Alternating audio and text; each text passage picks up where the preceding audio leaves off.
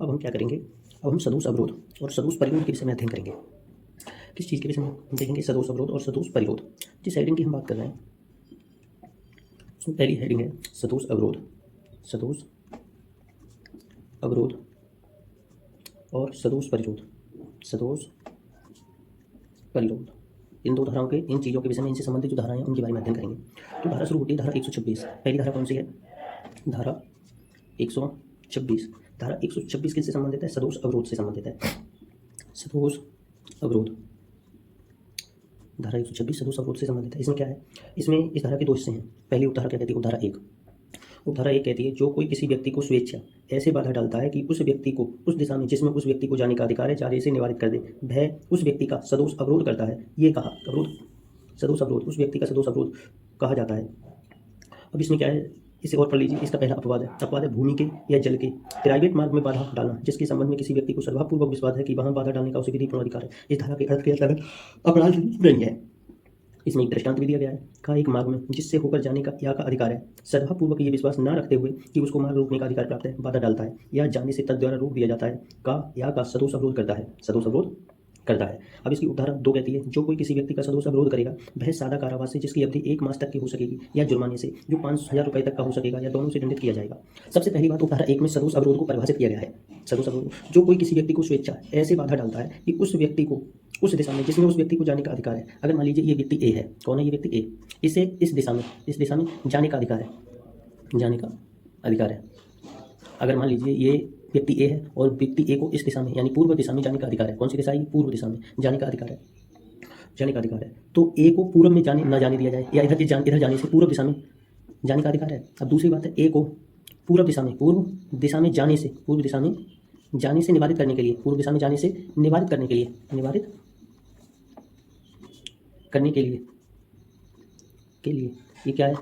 ए पूर्व दिशा में न जा सके इसके लिए निवारित करने के लिए, निवारित कर दे उस व्यक्ति ने स्वेच्छा बाधा निवारित करने के लिए क्या करता है? स्वेच्छा बाधा करता है, स्वेच्छा बाधा डालता है। क्या डालता है? स्वेच्छा बाधा। तो इस तरीके से इस व्यक्ति ए ने क्या किया था? ए को पूर्व दिशा में जाने का अधिकार है, ए को पूर्व दिशा में जाने का अधिकार है। अब ए को पूर्व दिशा में जाने से रोकने के लिए, निवारित करने के लिए, ए को पूर्व दिशा में जाने से रोकने के लिए किसी व्यक्ति ने स्वेच्छा बाधा डाली है। तो किस व्यक्ति ने बाधा डाली है? किसी डाली है। तो जिस व्यक्ति ने ये बाधा डाली, स्वेच्छा बाधा डाली है, किसने? बी ने। तो बी ने ए का सदोष अवरोध किया है। बी ने क्या किया है? सदोष अवरोध किया है। तब बी ने ए का सदोष अवरोध किया जाता है, ये कहा जाता है। अब इसमें क्या है? ए को पूर्व दिशा में जाने का अधिकार था। मान लीजिए मैं हूँ, मुझे क्या है, एक सरकारी रोड पे चल के तो उस पे जाने की दिशा का अधिकार है। कोई व्यक्ति क्या करता है कि मुझे उस दिशा में जाने से रोक देने के लिए कोई रास्ता में अवरोध पैदा कर देता है। तो जिस व्यक्ति ने रास्ता रोका है वह सदोष अवरोध करता है, ये कहा जाएगा। सदोष अवरोध के लिए, जो सदोष अवरोध के लिए इंग्लिश शब्द क्या है? Wrongful restaurant, WRONGFUL, wrongful wrongful restaurant, सदोष अवरोध, रॉन्गफुल रेस्ट्रेंट इसे कहा जाता है। तो वह उसने रॉन्गफुल रेस्ट्रेंट किया है, ये कहा जाता है। अब इसमें एक अपवाद है। अपवाद क्या है? अगर कोई व्यक्ति किसी दिशा में जाने का अधिकार है और तुम उसमें स्वेच्छा बाधा डाल रहे हो तो सदोष अवरोध कर रहे हो, ये कहा जाएगा सदोष अवरोध। भूमि के या जल के ऐसे प्राइवेट मार्ग पर, अब क्या है? ये भूमि है, क्या है? भूमि या जल है, क्या है? भूमि या जल के, ये भूमि या जल का प्राइवेट मार्ग है, प्राइवेट मार्ग। इसे समझ लीजिए ठीक तरीके से। भूमि का प्राइवेट मार्ग का मतलब क्या है? कि कोई भूमि है और उस भूमि से होकर कोई रास्ता चलने लगा है, लोग तोड़ देते हैं रास्ता, कई बार निकाल देते हैं। अगर आप उस रास्ते पे मार्ग में बाधा डालते हैं, प्राइवेट मार्ग में बाधा डालना जिसके संबंध में किसी व्यक्ति को सद्भावपूर्वक विश्वास है कि वहां बाधा डालने का उसे विधिपूर्ण अधिकार है, इस धारा के अर्थ के अंतर्गत अपराध नहीं है। अगर तुम किसी मार्ग में बाधा डाल रहे हो, तो अगर भूमि और जल का कोई प्राइवेट मार्ग है और सद्भावपूर्वक विश्वास करते हो, सद्भावपूर्वक विश्वास करते हो, विश्वास क्या है? सद्भावपूर्वक, कि तुम्हें उस मार्ग में बाधा डालने का विधिपूर्ण अधिकार है, बाधा डालने का विधिपूर्ण अधिकार है। किस प्रकार अधिकार है? विधिपूर्ण अधिकार है। और आपने बाधा डाल दी। आपको कोई भूमि या जल संबंधी प्राइवेट मार्ग है और आप सद्भावपूर्वक विश्वास करते हो कि आपको उस मार्ग में बाधा डालने का विधिपूर्ण अधिकार है, तो आपने अगर बाधा डाली है तो आपने सदोष अवरोध का अपराध नहीं किया है। अब इसके लिए एक दृष्टांत दिया गया है, इसमें दृष्टांत भी देख लीजिए। का एक मार्ग में जिससे होकर जाने का या का अधिकार है, ये है या नाम का व्यक्ति, इसे एक रास्ता है, इस रास्ते से जाने का अधिकार है। ए को क्या है? या को राइट है इस रास्ते से जाने का, सही है। अब क्या है? सद्भावपूर्वक ये विश्वास न रखते हुए कि उसको मार्ग रोकने का अधिकार प्राप्त है, बाधा डालता है। अब एक व्यक्ति ये व्यक्ति इसमें बाधा डालता है, क्या करता है? बाधा क्या करता है? डालता है बाधा। और जब ये बाधा डालता है तो इसे सद्भावपूर्वक ये विश्वास नहीं है कि वह उसे मार्ग रोकने का अधिकार प्राप्त है। सद्भावपूर्वक विश्वास नहीं है कि उसे मार्ग में बाधा डालने का सद्भावपूर्वक बाधा डालने का अधिकार है, अधिकार है, अधिकार है। या जाने से तद द्वारा रोक दिया जाता है। अब यह है, अब ये इस व्यक्ति को, या को, ये मार्ग था, इस मार्ग से जाने का अधिकार था। अब का को ये सद्भावपूर्वक विश्वास नहीं था कि वह बाधा डालता है, और इस प्रकार इसने इसमें बाधा डाली और या को रोक दिया, या को इस मार्ग का उपयोग करने से रोक दिया।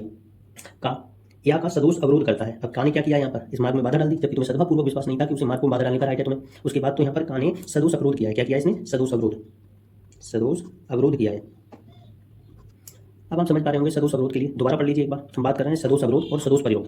धारा 126 की बात हो रही है। धारा 126 क्या है? सदोष अवरोध से संबंधित है। सदोष अवरोध को इंग्लिश में क्या कहते हैं? Wrongful restaurant, restaurant, wrongful restaurant कहते हैं। अगर मान लीजिए ए नाम का कोई व्यक्ति है, इसे पूर्व दिशा में जाने का अधिकार है। यदि किसी व्यक्ति को किसी दिशा में जाने का अधिकार है, अब क्या होता है, ए को पूर्व दिशा में जाने से निवारित करने के लिए स्वेच्छा बाधा डालता है, वह सदोष अवरोध का अपराध करता है, ये कहा जाता है। इसमें एक अपराध है, अगर कोई भूमि या जल से संबंधित प्राइवेट मार्ग है और आपको ये सद्भावपूर्वक विश्वास है कि आपको उस मार्ग में बाधा डालने का विधिपूर्ण अधिकार है आपको, तब आप उस मार्ग में बाधा भी डाल सकते हैं, बाधा भी डाल सकते हैं। इसमें एक दृष्टांत है, ये या नाम का व्यक्ति था, इससे या को इस मार्ग पर जाने का विधिपूर्ण अधिकार था। अब का नाम का ये व्यक्ति है, ये इस मार्ग में बाधा डालता है और इसे सद्भावपूर्वक विश्वास भी नहीं है कि उसे इस मार्ग में बाधा डालने का अधिकार है, तो का ने या को इस मार्ग का उपयोग करने से रोक दिया, तो का ने सदोष अवरोध किया है, सदोष अवरोध किया है। अब सदोष अवरोध के बाद इसकी धारा 126 की उपधारा 2 आती है। उपधारा 2, उपधारा 2 क्या कहती है? उपधारा 2 कहती है,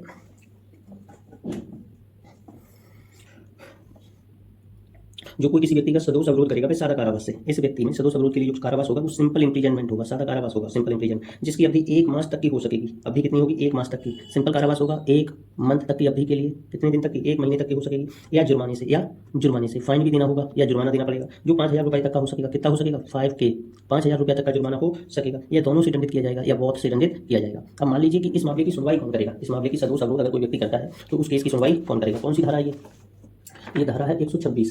कौन सी है?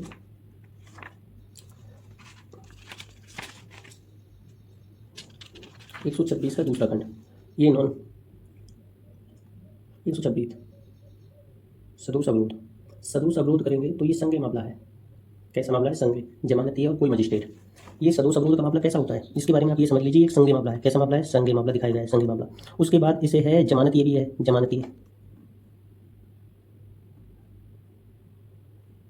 जमानती है और कोई मजिस्ट्रेट इस केस की सुनवाई करेगा। ये बात हो गई।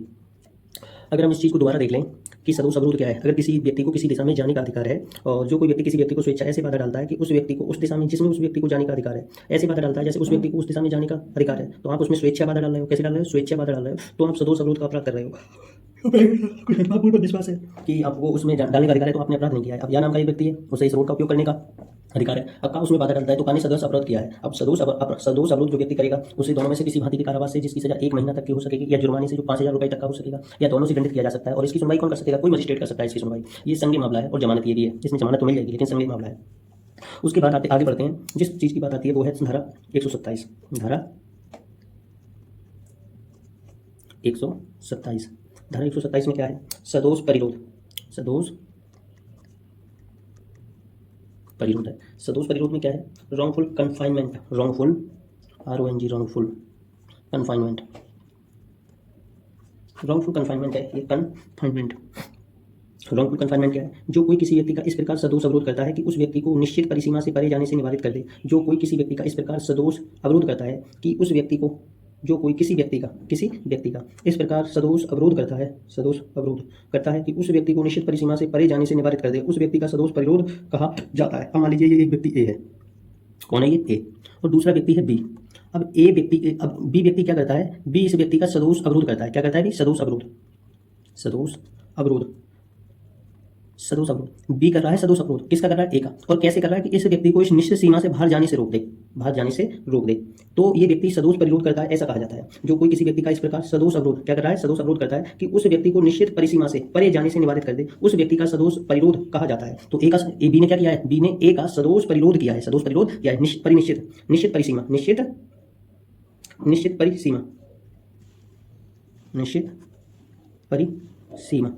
निश्चित परिसीमा है। इस निश्चित परिसीमा से बाहर जाना रोक दे, तो इसने सदोष परिरोध किया है। अब क्या है? इसमें कुछ दृष्टांत दिए गए हैं, इन दृष्टांतों को देख लीजिए। 2 दृष्टांत हैं। कितने हैं? 2। तो पहला दृष्टांत क्या है? पढ़ लीजिए पहला दृष्टांत। या को दीवार से घिरे हुए स्थान में प्रवेश कराकर का उसमें ताला लगा देता है। या को दीवार से, ये क्या व्यक्ति है? एक है व्यक्ति है या। अब या को इसमें ये दीवार से घिरा प्रवेश था, दीवार से घिरे स्थान में प्रवेश कराकर का उसमें ताला लगा देता है। दूसरा व्यक्ति का था, इस का ने क्या लगा दिया इसमें ताला। ये दीवार से घिरा एरिया है, दीवार से घिरा दीवार, दीवार से घिरा एरिया है दीवार, दीवार से घिरा एरिया है और का ने इसमें ताला लगा दिया। इस प्रकार या दीवार की परिसीमा से परे किसी भी दिशा में नहीं जा सकता। का ने या का सदोष परिरोध किया है। का ने क्या किया है? या का सदोष परिरोध, यानी कह सकते हैं का ने क्या किया, या को या नाम का व्यक्ति था, इसे रूम में प्रवेश कराया, बाहर से ताला लगा के चला गया, तो इसने इसका सदोष परिरोध किया है, ये कहा जाएगा। इसका दूसरा दृष्टांत क्या कहता है? दूसरा दृष्टांत है, दूसरा दृष्टांत यहाँ रहने दीजिए, यहाँ लगाइए दूसरा दृष्टांत। का एक भवन के बाहर जाने के द्वारों पर बंदूकधारी मनुष्यों को बैठा देता है। या से कह देता है कि यदि या बाहर भवन से बाहर जाने का प्रयत्न करेगा तो वे या को गोली मार देगा। का ने या का सदोष परिरोध किया है। दूसरा दृष्टांत, दूसरा दृष्टांत क्या है? दूसरा दृष्टांत क्या है? ये है एक भवन और इसके यहाँ गेट, ये कोई किला है मान लीजिए, इसके गेट है। अब इसमें एक व्यक्ति क्या है, का एक भवन के बाहर जाने के द्वारों पर बंदूकधारी मनुष्यों को बैठा देता है और यहाँ से कहता है ये व्यक्ति या है, या अंदर है इसमें। अब यहाँ बिठा दे बंदूकधारी लोग बिठा दे, और यहाँ से कही ये काम किसने किया? का ने किया। और यहाँ से कहा कि अगर तुम निकल के जाओगे तो ये बंदूकधारी में गोली से मार देंगे, गोली मार देंगे। या अब इस का ने या का सदोष परिरोध किया है, सदोष परिरोध किया है। ये क्या है? सदोष परिरोध किया है। दो तरीके की चीजें, एक तो आप दीवार से घिरी एरिया में, ये दीवार से घिरी एरिया है, इसमें किसी भी को प्रवेश कराया और ताला लगा दिया तो सदोष परिरोध किया। यहाँ बंदूकधारी बिठा दिए तो आपने सदोष परिरोध किया है। अब इसकी जो धारा, इस सदोष परिरोध की जो धारा थी, अगर ए नाम का व्यक्ति है, ए का बी के द्वारा एक निश्चित परिसीमा से बाहर जाना, इस तरीके से बी ए का इस प्रकार सदोष परिरोध करता है कि ए को निश्चित परिसीमा के बाहर जाने से निवारित कर दे, तो बी ए का सदोष परिरोध करता है, ऐसा कहा जाता है। इसमें दो दृष्टांत हैं, या कोई एक दीवार से घिरी जगह में प्रवेश कराता है, उसमें ताला लगा जाता है, का ने उसका सदोष परिरोध किया है। ये एक भवन है, इसके गेट पर या प्रवेश कराता है, गेटों पर बंदूकधारी बिठा देता है, कहता है गोली मार देंगे, उसने उसका सदोष परिरोध किया है। अब इसकी उपधारा 2 की बात करते हैं। उपधारा 2 क्या कहती है? जो कोई किसी व्यक्ति का सदोष परिरोध करेगा वह दोनों में से किसी भांति के कारावास से जिसकी अवधि 1 वर्ष तक की हो सकेगी, दोनों में से किसी भांति के कारावास से जिसकी अवधि 1 वर्ष तक की हो सकेगी, 1 वर्ष तक की हो सकेगी, या जुर्माने से जो 5000 रुपए तक का हो सकेगा, या फाइन से, फाइन कितने का हो सकता है? 5000 रुपए तक का हो सकेगा, या दोनों से, या बहुत से दंडित किया जाएगा। अब समझ में ये चीज आई यहाँ पे कि यहाँ पर क्या हो रहा है।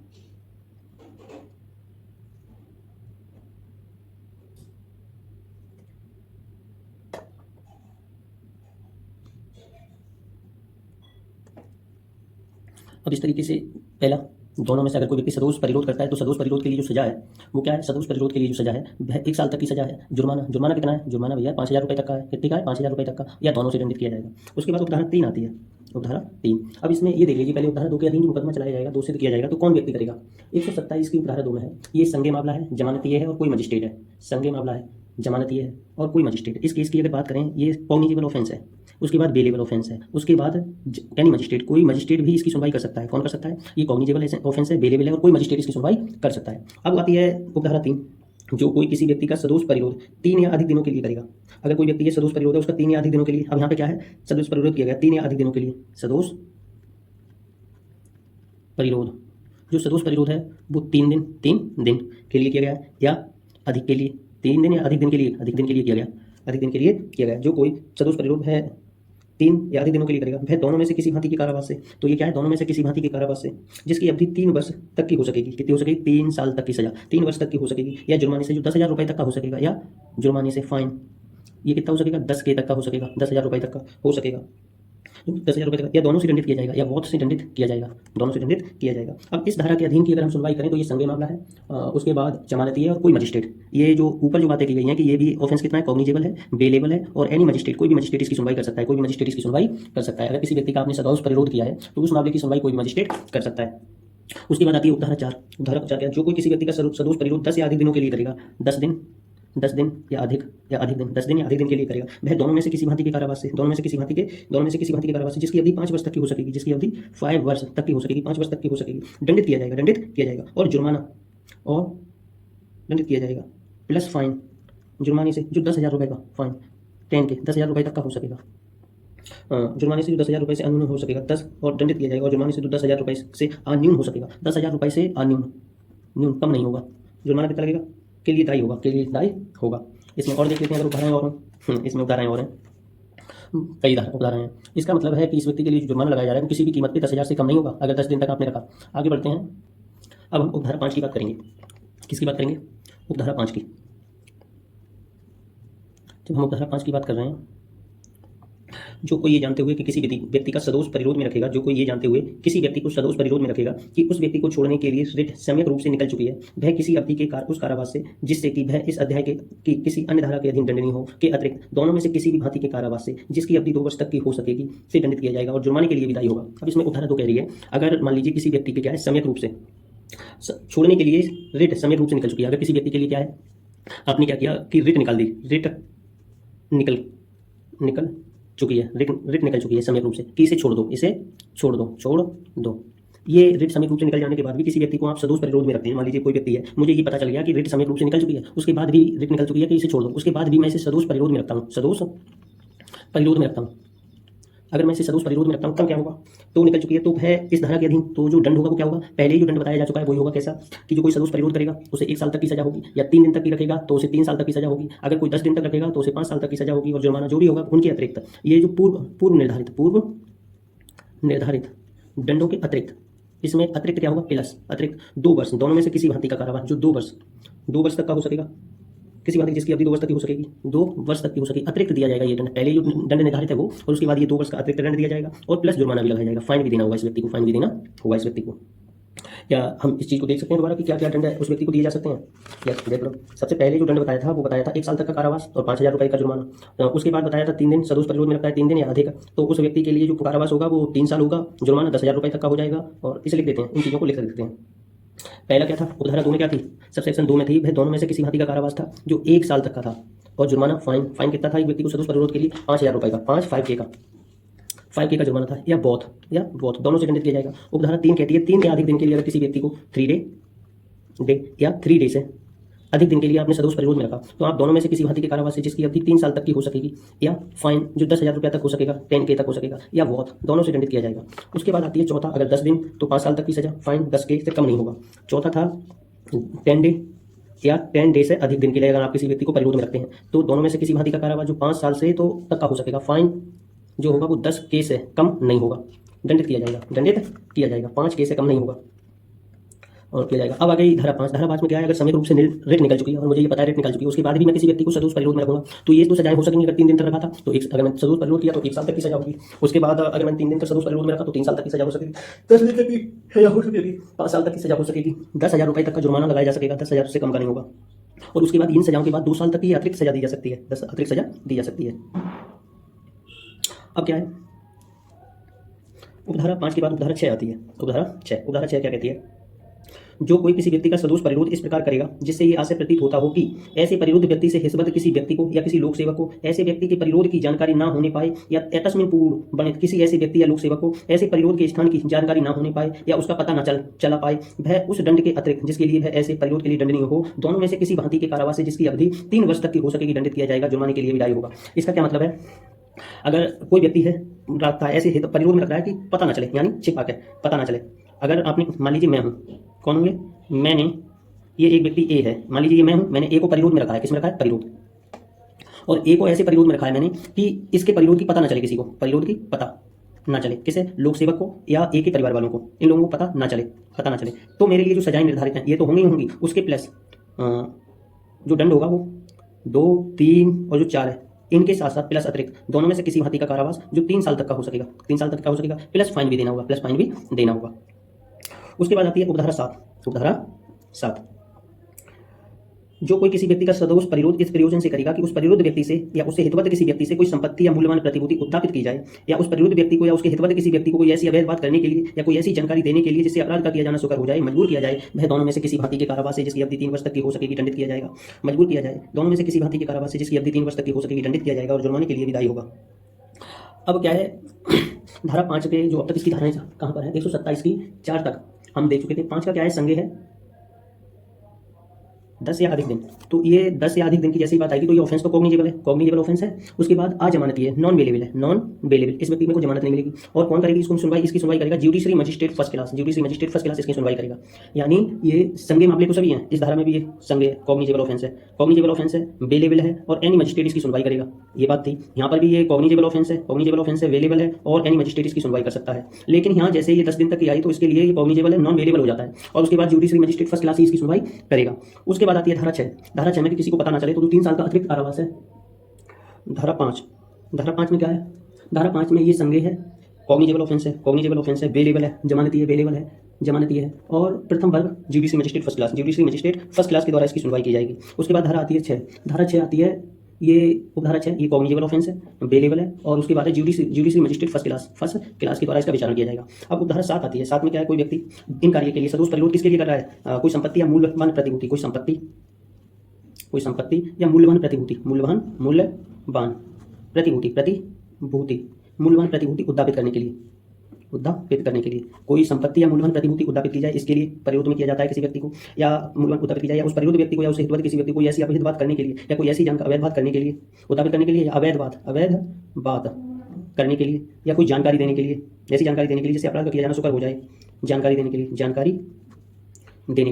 कोई अवैध बात करने के लिए, या कोई जानकारी देने के लिए जिससे कोई अपराध सुकर हो जाए, मजबूर किया जाए, वह दोनों में से किसी भांति के कारावास से जिसकी अवधि, तो इस व्यक्ति को लिए सजा जो होगी वह दोनों में से किसी भांति का कारावास होगा जिसकी अवधि 3 साल तक की हो सकेगी, 3 वर्ष तक की हो सकेगी, और दंडित किया जाएगा, और ये व्यक्ति फाइन भी लगाया जाएगा, इस व्यक्ति पर फाइन भी लगाया जाएगा। अब बात आ रही है इस केस की सुनवाई कौन करेगा।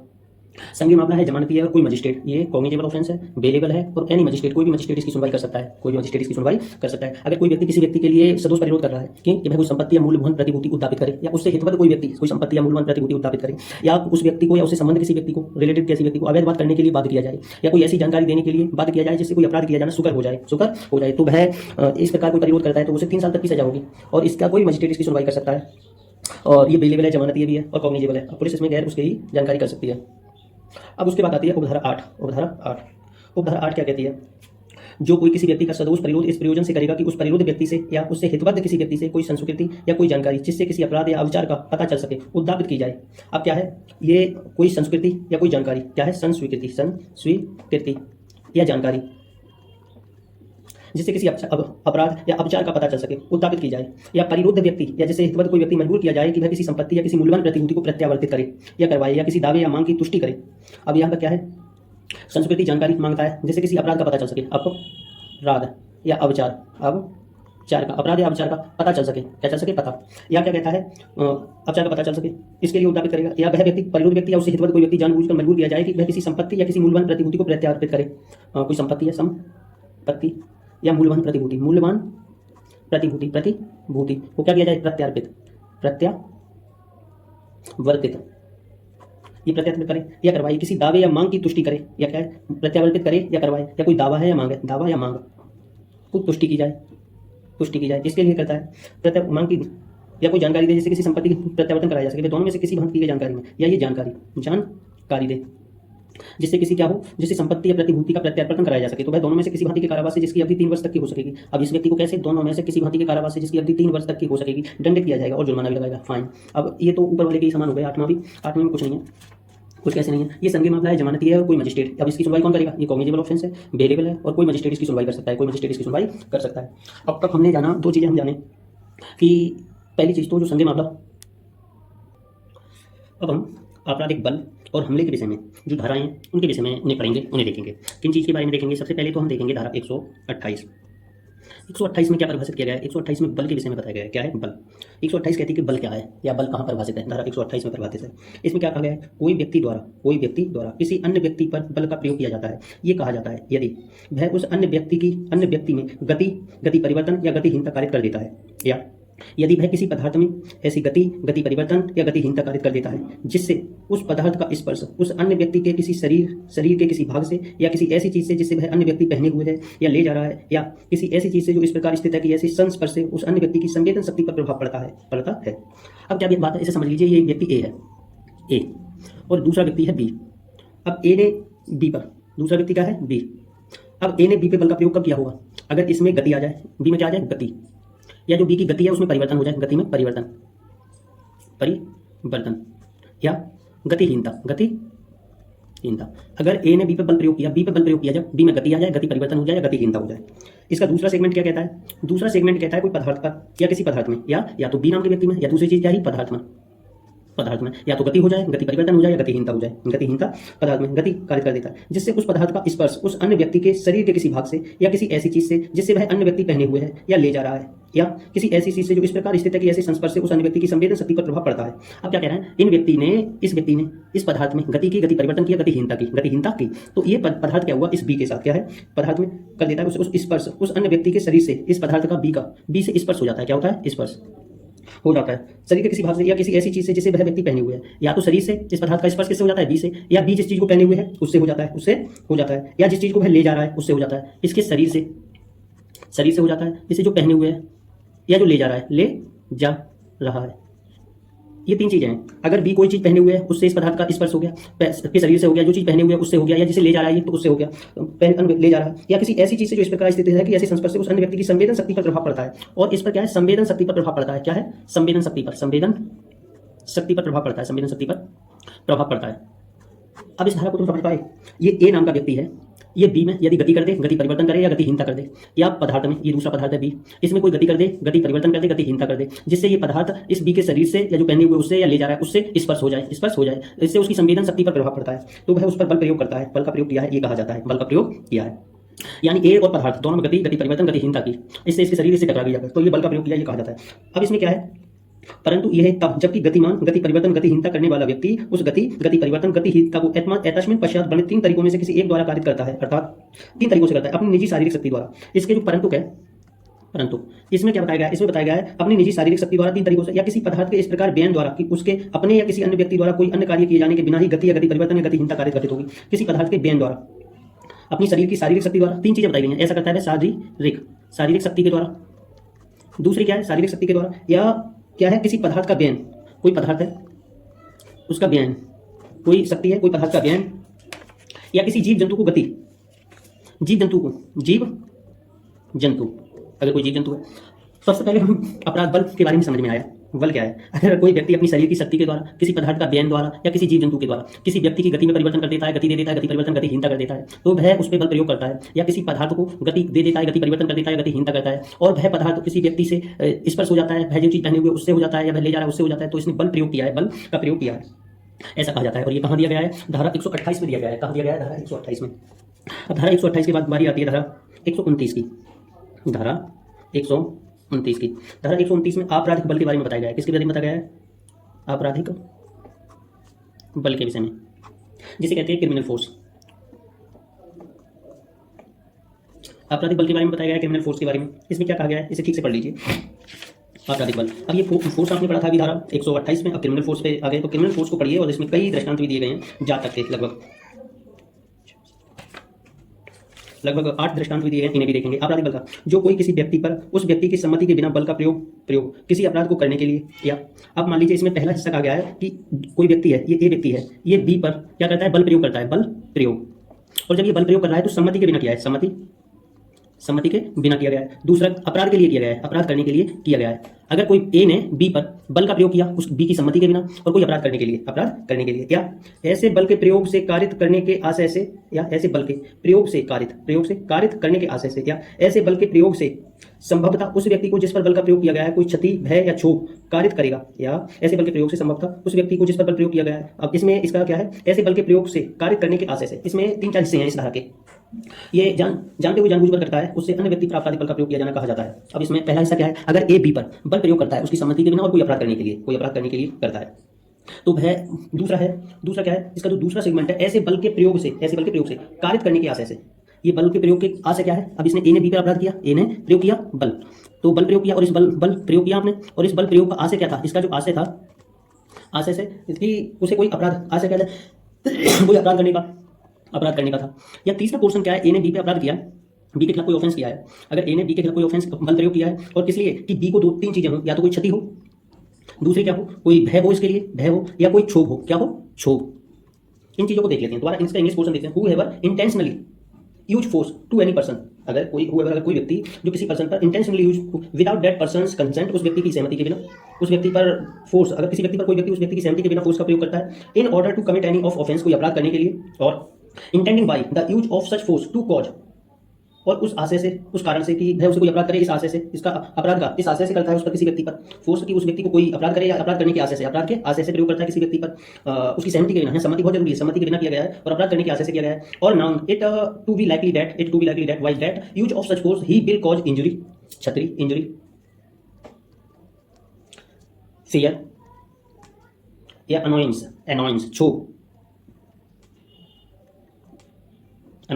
क्षोभ कारित करेगा उस व्यक्ति को। To person to whom the force is said to be used criminal force to other.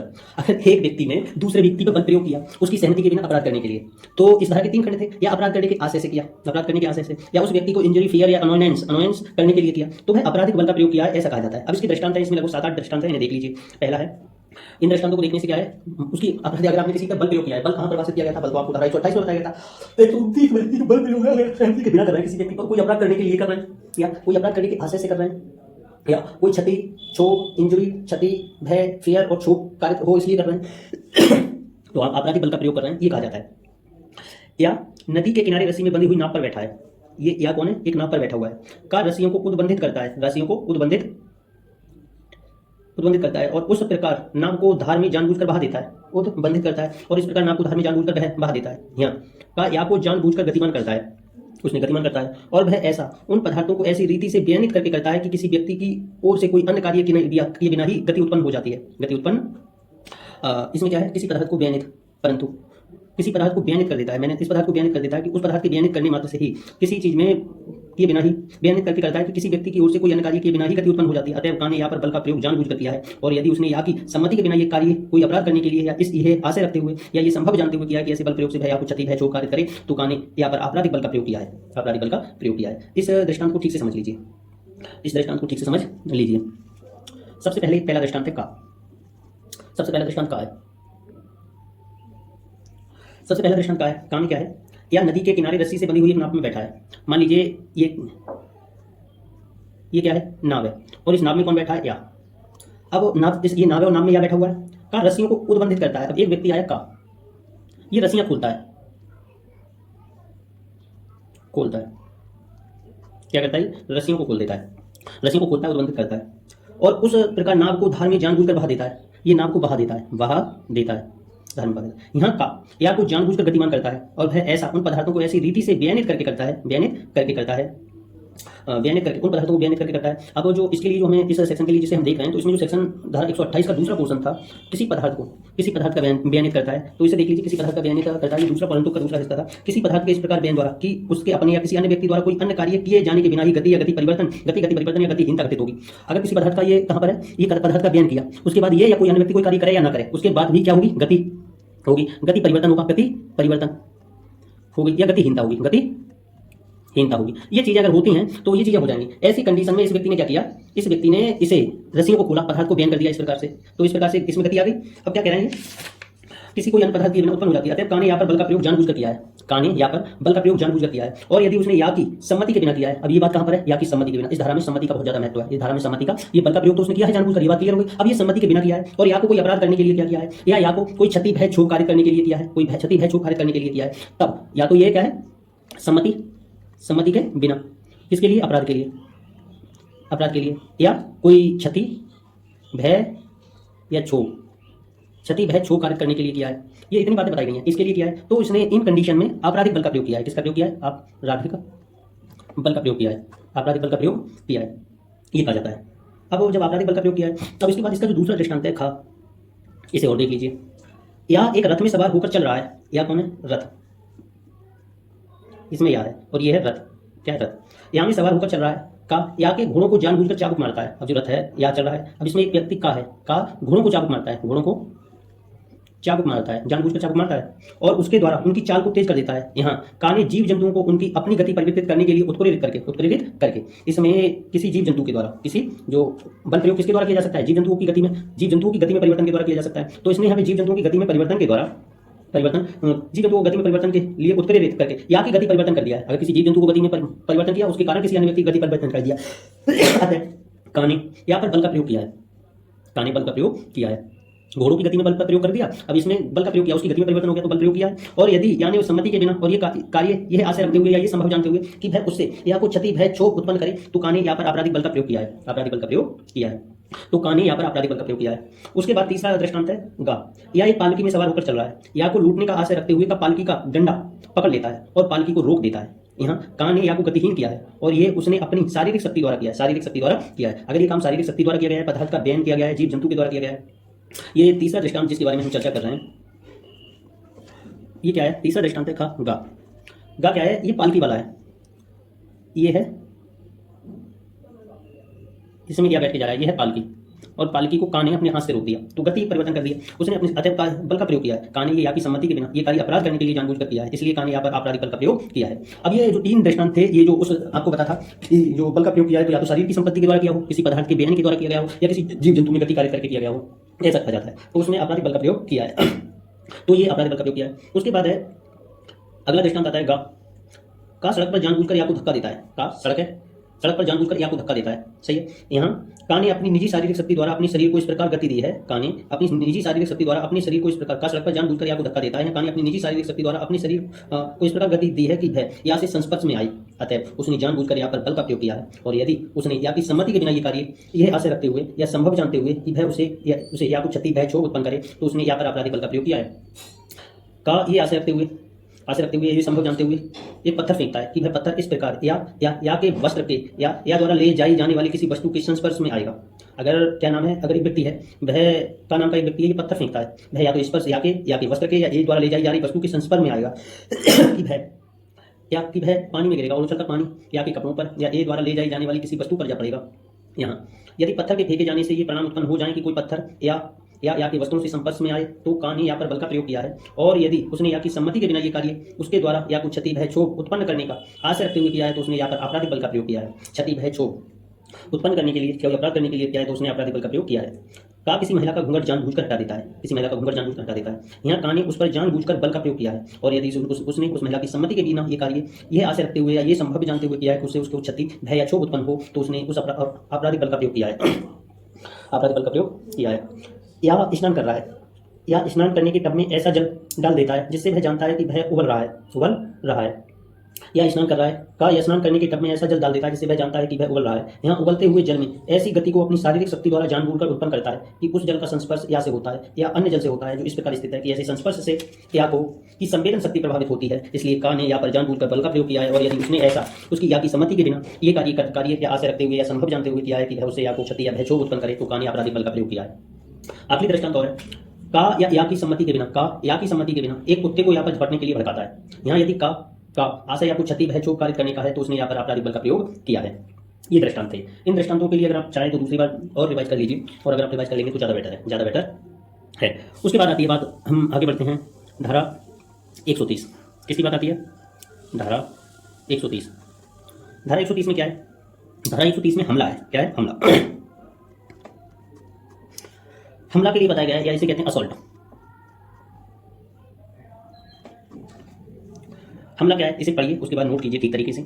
जो कोई, अगर कोई भी आदमी है, कोई अंग विच्छेद या कोई तैयारी इस आशय से करता है, ये व्यक्ति का आशय है, तैयारी इस आशय से करता है, इस आशय से तय करता है, या ये संभव जानते हुए करता है कि ऐसे अंग विच्छेद या ऐसी तैयारी करने से किसी उपस्थित व्यक्ति को ये आशंका हो जाए कि जो वैसा अंग विच्छेद या तैयारी करता है वह उस व्यक्ति पर आपराधिक बल का प्रयोग करने ही वाला है, वह हमला करता है, ये कहा जाता है। अब देखिए हमला पढ़ने को क्या मतलब है।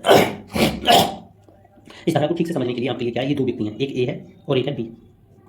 अब क्या है, ए के द्वारा कोई अंग विच्छेद दिया जाता है। अंग विच्छेद को इंग्लिश में क्या कहते हैं? Any makes any gesture an तैयारी। अब ए के द्वारा किया गया अंग विच्छेद या ए के द्वारा कोई तैयारी की गई है, अंग विच्छेद किया या तैयारी, ए ने अंग विच्छेद की तैयारी की और इस आशय से करता है, यही संभव जानते हुए करता है कि अंग विच्छेद या ऐसी तैयारी करने से किसी उपस्थित व्यक्ति को यह आशंका हो जाए। अब इस व्यक्ति ने यह किया तो इसका आशय क्या था? आशय, इस व्यक्ति का एक आशय था, इस आशय से अंग विच्छेद की तैयारी करता है कि इस बी को आशंका हो जाए। क्या हो जाए? इसे आशंका, इस व्यक्ति को बी को आशंका हो जाए किस बात की? कि ए उस पर आपराधिक बल का प्रयोग करने ही वाला है। क्या हो जाए? ए उस पर आपराधिक बल का प्रयोग करने ही वाला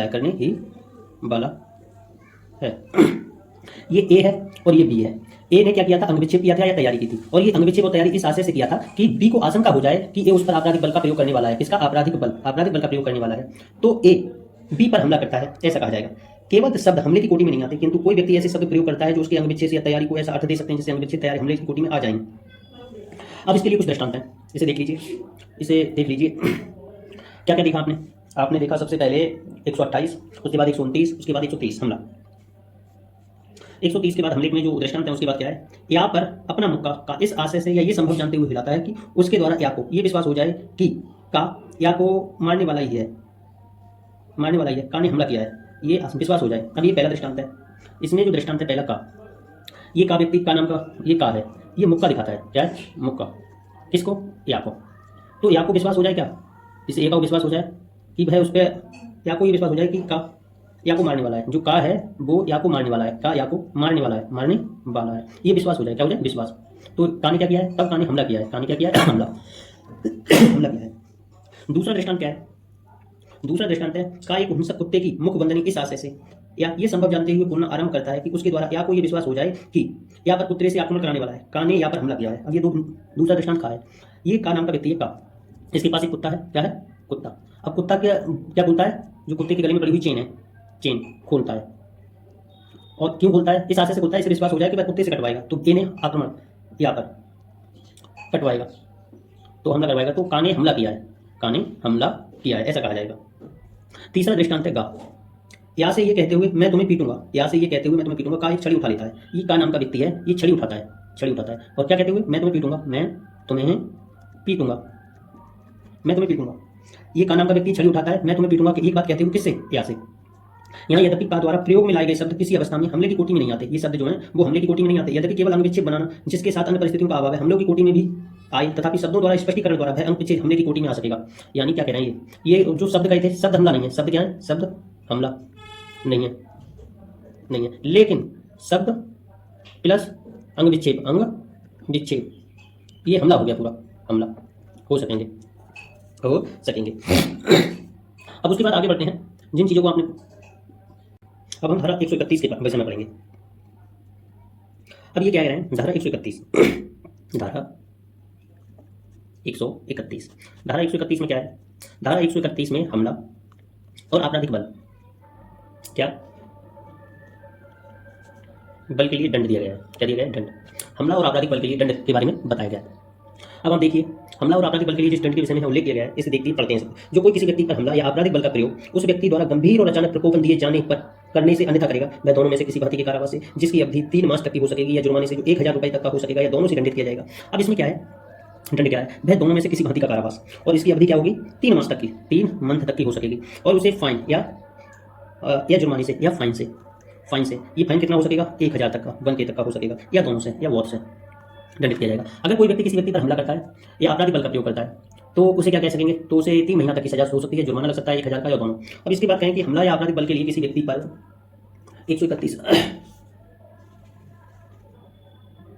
131 के लिए ये आसंज्ञ मामला है, जमानती है, और कोई मजिस्ट्रेट आसंज्ञ है, यानी कॉग्निजेबल नॉन कॉग्निजेबल है, कैसा है, बेलेबल है, और एनी मजिस्ट्रेट कोई भी मजिस्ट्रेट इसमें सुनवाई कर सकता है, कोई भी मजिस्ट्रेट इस मामले में सुनवाई कर सकता है। अगर किसी व्यक्ति पर हमला किया जाता है या आपराधिक बल का प्रयोग किया जाता है तो उसे 3 महीने तक की सजा हो सकती है, जुर्माना लग सकता है 1000 रुपये तक का, या दोनों से दंडित किया जा सकता है। नॉन कॉग्निजेबल ऑफेंस है, नॉन कॉग्निजेबल ऑफेंस का मतलब है कि मजिस्ट्रेट के आदेश के बिना इस व्यक्ति की गिरफ्तारी नहीं की जा सकती। नॉन कॉग्निजेबल मामले में मजिस्ट्रेट के आदेश के बिना या उसके बिना इस पर कोई भी कार्रवाई नहीं की जा सकती, या इन्वेस्टिगेशन नहीं की जा सकती। और बेलेबल का मतलब जमानत दे दी जाएगी, और ये क्या है, कोई भी मजिस्ट्रेट इसकी सुनवाई कर सकता है। स्पष्टीकरण, गंभीर और अचानक प्रकोपन से इस धारा के अधीन किसी अपराध के दंड में कमी नहीं होगी यदि वह प्रकोपन अपराध करने के लिए प्रति हेतु की अपेक्षित या स्वेच्छा दिया गया है, या वह प्रकोपन किसी ऐसी बात द्वारा दिया गया है जो विधि के पालन में या किसी लोक सेवक द्वारा या उनका पर्याप्त नहीं है। प्रश्न उसके बाद है लोक सेवक को अपने कर्तव्य में, उसके बाद क्या कह रहे हैं, इसमें एक स्पष्टीकरण भी है, इसे भी देख लीजिए क्या है स्पष्टीकरण। धारा 131 में एक स्पष्टीकरण है, स्पष्टीकरण 1, इसमें क्या है, गंभीर और अचानक प्रकोपन से इस धारा के अधीन किसी अपराध के दंड में कमी नहीं होगी अगर किसी ने गंभीर और अचानक प्रकोपन अगर किसी व्यक्ति को गंभीर और अचानक प्रकोपन हुआ है तो इसका मतलब क्या होगा, इसका मतलब ये नहीं होगा कि उसके दंड में कमी हो जाएगी, इसका ये अर्थ नहीं होगा कि दंड कम हो जाएगा, दंड कम हो जाएगा। क्या ऐसा होगा, नहीं ऐसा नहीं होगा, दंड कम हो जाएगा, नहीं उसका दंड कम नहीं होगा। इसके स्पष्टीकरण 1 में कहा गया है, इसमें स्पष्टीकरण 1 में जो खंड कहा है उसमें क्या कहा गया है, देखिए पढ़िए। यदि प्रकोपन अपराध करने के लिए प्रति हेतु के रूप में अपराधी द्वारा इप्सित या स्वेच्छा प्रकोपित किया गया हो, अगर क्या है किसी व्यक्ति दंड में कमी नहीं होगी, या तो वह स्वयं उसे अपराध करने के लिए voluntarily provoked by the offender और एक्यूट फॉर द ऑफेंस, स्वैच्छिक प्रकोपित हो गए तो अपने आप ही स्वेच्छा अपराध करने के लिए तुम इप्सित हो, if the provocation is sought or voluntary provoked, स्वैच्छिक रूप से provoked by the offender as the excuse for the offense, अगर आप स्वयं ही अपराध करने के लिए प्रकोपित हो रहे हो और उसके कारण तुमने कर दिया ऐसा, स्वयं यदि प्रकोपन किसी ऐसी बात द्वारा दिया जाता है जो विधि के पालन में, पहला क्या है, ईप्सित अपराध करने, ईप्सित या स्वेच्छा प्रकोपित, ईप्सित या स्वेच्छा इच्छित या स्वेच्छा प्रकोपित अगर कोई व्यक्ति अपराध करने के लिए ऐसा करता है, स्वयं ही अपराध करने के लिए ऐसा करता है, तो अपराध में कमी कोई ना कोई। अगर कोई लोक सेवक है, लोक सेवक कौन है? लोक सेवक। अगर लोक सेवक अपना कार्य कर रहा है और उसके कारण तुम्हें कोई अचानक और तीव्र प्रकोपन हो जाए, यदि प्रकोपन किसी ऐसी बात द्वारा दिया गया हो जो विधि के पालन में या किसी लोक सेवक द्वारा ऐसे लोक सेवक की शक्ति के विधिपूर्ण प्रयोग में की गई हो, अगर लोक सेवक है और विधि के पालन के कारण कोई विधि का पालन कर रहा है, विधि का पालन कर रहा है और उससे आप प्रकोपित हो गए, तो आपके दंड में कोई कमी नहीं होगी। और यही प्रकोप दिया गया है जो प्राइवेट प्रतिरक्षा के अधिकार में, अगर कोई व्यक्ति प्राइवेट प्रतिरक्षा के उपयोग में प्रयोग कर रहा है और उसके कारण आप प्रकोपित हो गए, तो इसका मतलब ये नहीं होगा कि आपके दंड में कमी हो जाएगी। दूसरा स्पष्टीकरण क्या कहता है? स्पष्टीकरण 2 कहता है प्रकोपन अपराध को कम करने के लिए पर्याप्त गंभीर और अचानक था या नहीं। ये तथ्य का प्रश्न है। जो प्रकोपन था अपराध को कम करने के लिए पर्याप्त गंभीर और अचानक था या नहीं। ये पर्याप्त गंभीर और अचानक था नहीं, ये तथ्य का प्रश्न है। काय का प्रश्न है? तथ्य का। गंभीर जो था, प्रकोपन जो था वह पर्याप्त गंभीर और अचानक था। पर्याप्त गंभीर और अचानक था। ये तथ्य का प्रश्न है। किसी का प्रश्न है? तथ्य का। इस प्रश्न को तथ्य का प्रश्न माना जाएगा। अब आपने दो चीजें नोटिस करी होंगी कि अगर कोई व्यक्ति आपराधिक बल का प्रयोग कर सकता है या हमला करता है, तो उसे जो सजा होगी वो 3 महीने तक की हो सकेगी, जुर्माना 1000 रुपए तक लग सकेगा या 2 से दंडित किया जाएगा। और 8 नॉन कॉग्निजेबल ऑफेंस है। ये कैसा ऑफेंस है? Non cognizable. और इसलिए बेलेबल ऑफेंस भी है। साथ ही कोई भी मजिस्ट्रेट इसकी सुनवाई कर सकता है। उसके बाद आता है स्पष्टीकरण, कह रहा है कि गंभीर और अचानक प्रकोपन अगर दिया है तो इसका मतलब ये नहीं होगा कि उससे दंड कम हो जाएगा। इन परिस्थितियों में अगर आपने अपराध करने के लिए स्वेच्छाई आप प्रकोपित हो गए आपने, या कोई लोक सेवक है वह अपना कर्तव्यों का पालन कर रहा है या कोई विधि का पालन कर रहा है, तो उससे आपको प्रकोपन, तीव्र और अचानक प्रकोपन आ गया, या कोई व्यक्ति प्राइवेट प्रतिरक्षा के अधिकार का पालन कर रहा है और उससे आपको प्राइवेट प्रतिरक्षा आ गई, तीव्र और अचानक प्रकोपन हो गया, गंभीर और अचानक प्रकोपित हो गया, तो इसके कारण आपके दंड में कमी नहीं होगी। अब उसके बाद आती है धारा 132। क्या आती है? धारा 132 में क्या है? लोक सेवक को अपने कर्तव्य के निर्वहन से भयोपरत करने के लिए हमला या आपराधिक बल का प्रयोग। क्या है? ये लोक सेवक है। लोक सेवक ये अपने कर्तव्यों का पालन ना करे, इसके लिए इसे भयोपरत, कैसा? भयोपरत करने के लिए क्या कर रहे हो आप? हमला कर रहे हो या आपराधिक बल का प्रयोग, इन दोनों चीजों का प्रयोग कर रहे हो। लोक सेवक अपने कर्तव्यों का पालन ना करे, इसके कर रहा है, उसके लिए भय करने के लिए हमला या आपराधिक बल का प्रयोग कर रहे हो। तब क्या कहा गया है 132 में?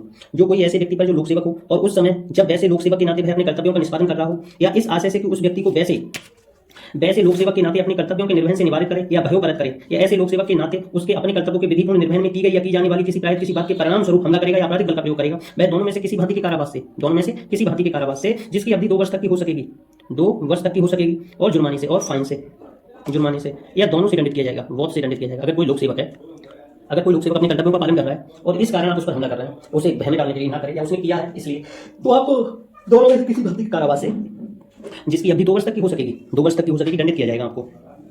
अब उसके बाद आती है धारा 133। क्या आती है?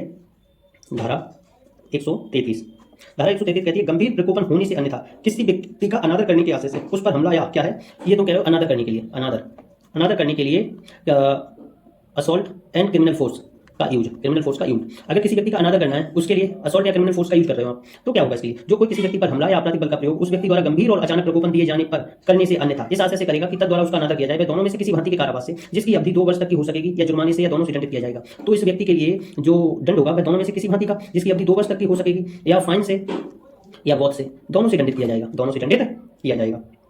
यहाँ पर अचानक और तीव्र प्रकोपन नहीं था, उसके बाद ऐसा हुआ है। उसके बाद आता है किसी व्यक्ति द्वारा ले जाई जाने वाली संपत्ति की चोरी के प्रयत्न में हमला या आपराधिक बल का प्रयोग। देखिए क्या है? धारा आती है धारा 134। धारा 134 क्या कहती है? किसी व्यक्ति द्वारा ले जाई जाने वाली संपत्ति, कोई व्यक्ति ले जा रहा है कोई संपत्ति को, चोरी का प्रयत्न किया, कोई व्यक्ति कोई संपत्ति ले जा रहा है और आपने उस संपत्ति की चोरी करने की कोशिश की और इसी दौरान आपने हमला या आपराधिक बल का प्रयोग किया। क्या है?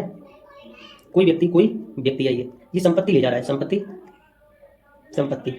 है, ले जा रहा है। अगर ये कोई व्यक्ति ये संपत्ति ले जा रहा है, इसकी चोरी के प्रयत्न में क्या किया आपने? हमला किया या आपराधिक बल का प्रयोग किया। अब क्या होगा? जो कोई किसी व्यक्ति पर हमला या आपराधिक बल का प्रयोग किसी ऐसी संपत्ति की चोरी करने के प्रयत्न में करेगा जिससे वह व्यक्ति उस समय पहने हुए हो या ले जा रहा हो, वह दोनों में से किसी भांति के कारावास से जिसकी अवधि 2 वर्ष तक की हो सकेगी या जुर्माने से या दोनों से दंडित किया जाएगा।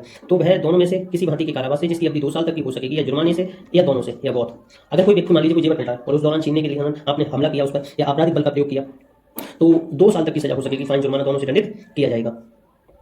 अब उसके बाद आती है धारा 134 के बाद आती है धारा 135।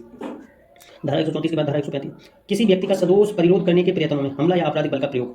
आप क्या कर रहे हो? सदोष परिरोध करने का प्रयत्न कर रहे हो, किसी का सदोष परिरोध का क्या कर रहे हो? प्रयत्न किया और आपने असॉल्ट किया और क्रिमिनल फोर्स का यूज किया, तब इसमें क्या है?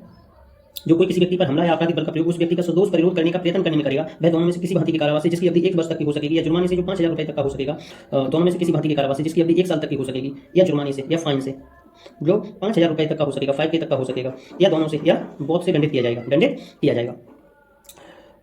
जाएगा।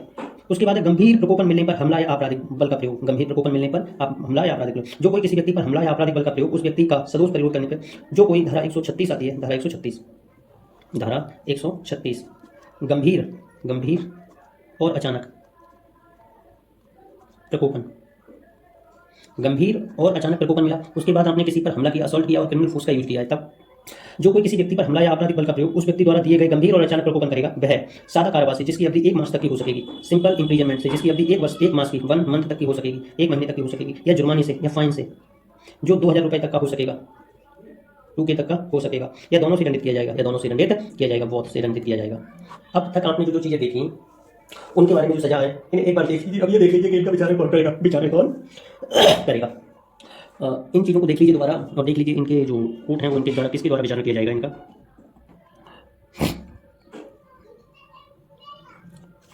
सबसे पहले आपने क्या देखा, सबसे पहले आपने हमला देखा और आपराधिक बल के लिए दंड धारा 131 में दिया था। कहाँ था? 131 से लेकर धारा 136 तक दिया था। अगर क्या है, इन चीज़ों को दोबारा देखते चलते हैं कि धारा 131 से ये आसंगी मामला आता है, नॉन कॉग्निजेबल होता है, बेलेबल होता है और कोई मजिस्ट्रेट इसकी सुनवाई कर सकता है। धारा 132 में अगर कोई लोक सेवक है, वह अपने कर्तव्यों का पालन कर रहा है और उसे भय करने के लिए, आकलन करने के लिए किया जाता है, तो इस दौरान भी किसी व्यक्ति को ये संज्ञेय मामला है, ये कैसा है? कॉग्निजेबल ऑफेंस है और ये अजमानती है, नॉन वेलेबल है। और उसके बाद है कोई मजिस्ट्रेट यानी मजिस्ट्रेट पुलिस अधिकारी, अगर कोई पुलिस अधिकारी है और उसके खिलाफ आप कार्रवाई कर रहे हैं तो आपको बहुत ज़्यादा ऊपर चले गए। फिर उसके बाद आता है किसी व्यक्ति का अनादर करने के लिए, धारा 133 में अनादर करने के लिए आप कर रहे हो किसी व्यक्ति पर, तो क्या है? कारावास, 2 वर्ष तक का कारावास है 132 में। उसके बाद 133, अगर ये कैसा है? ये कॉग्निजेबल है, कैसा है?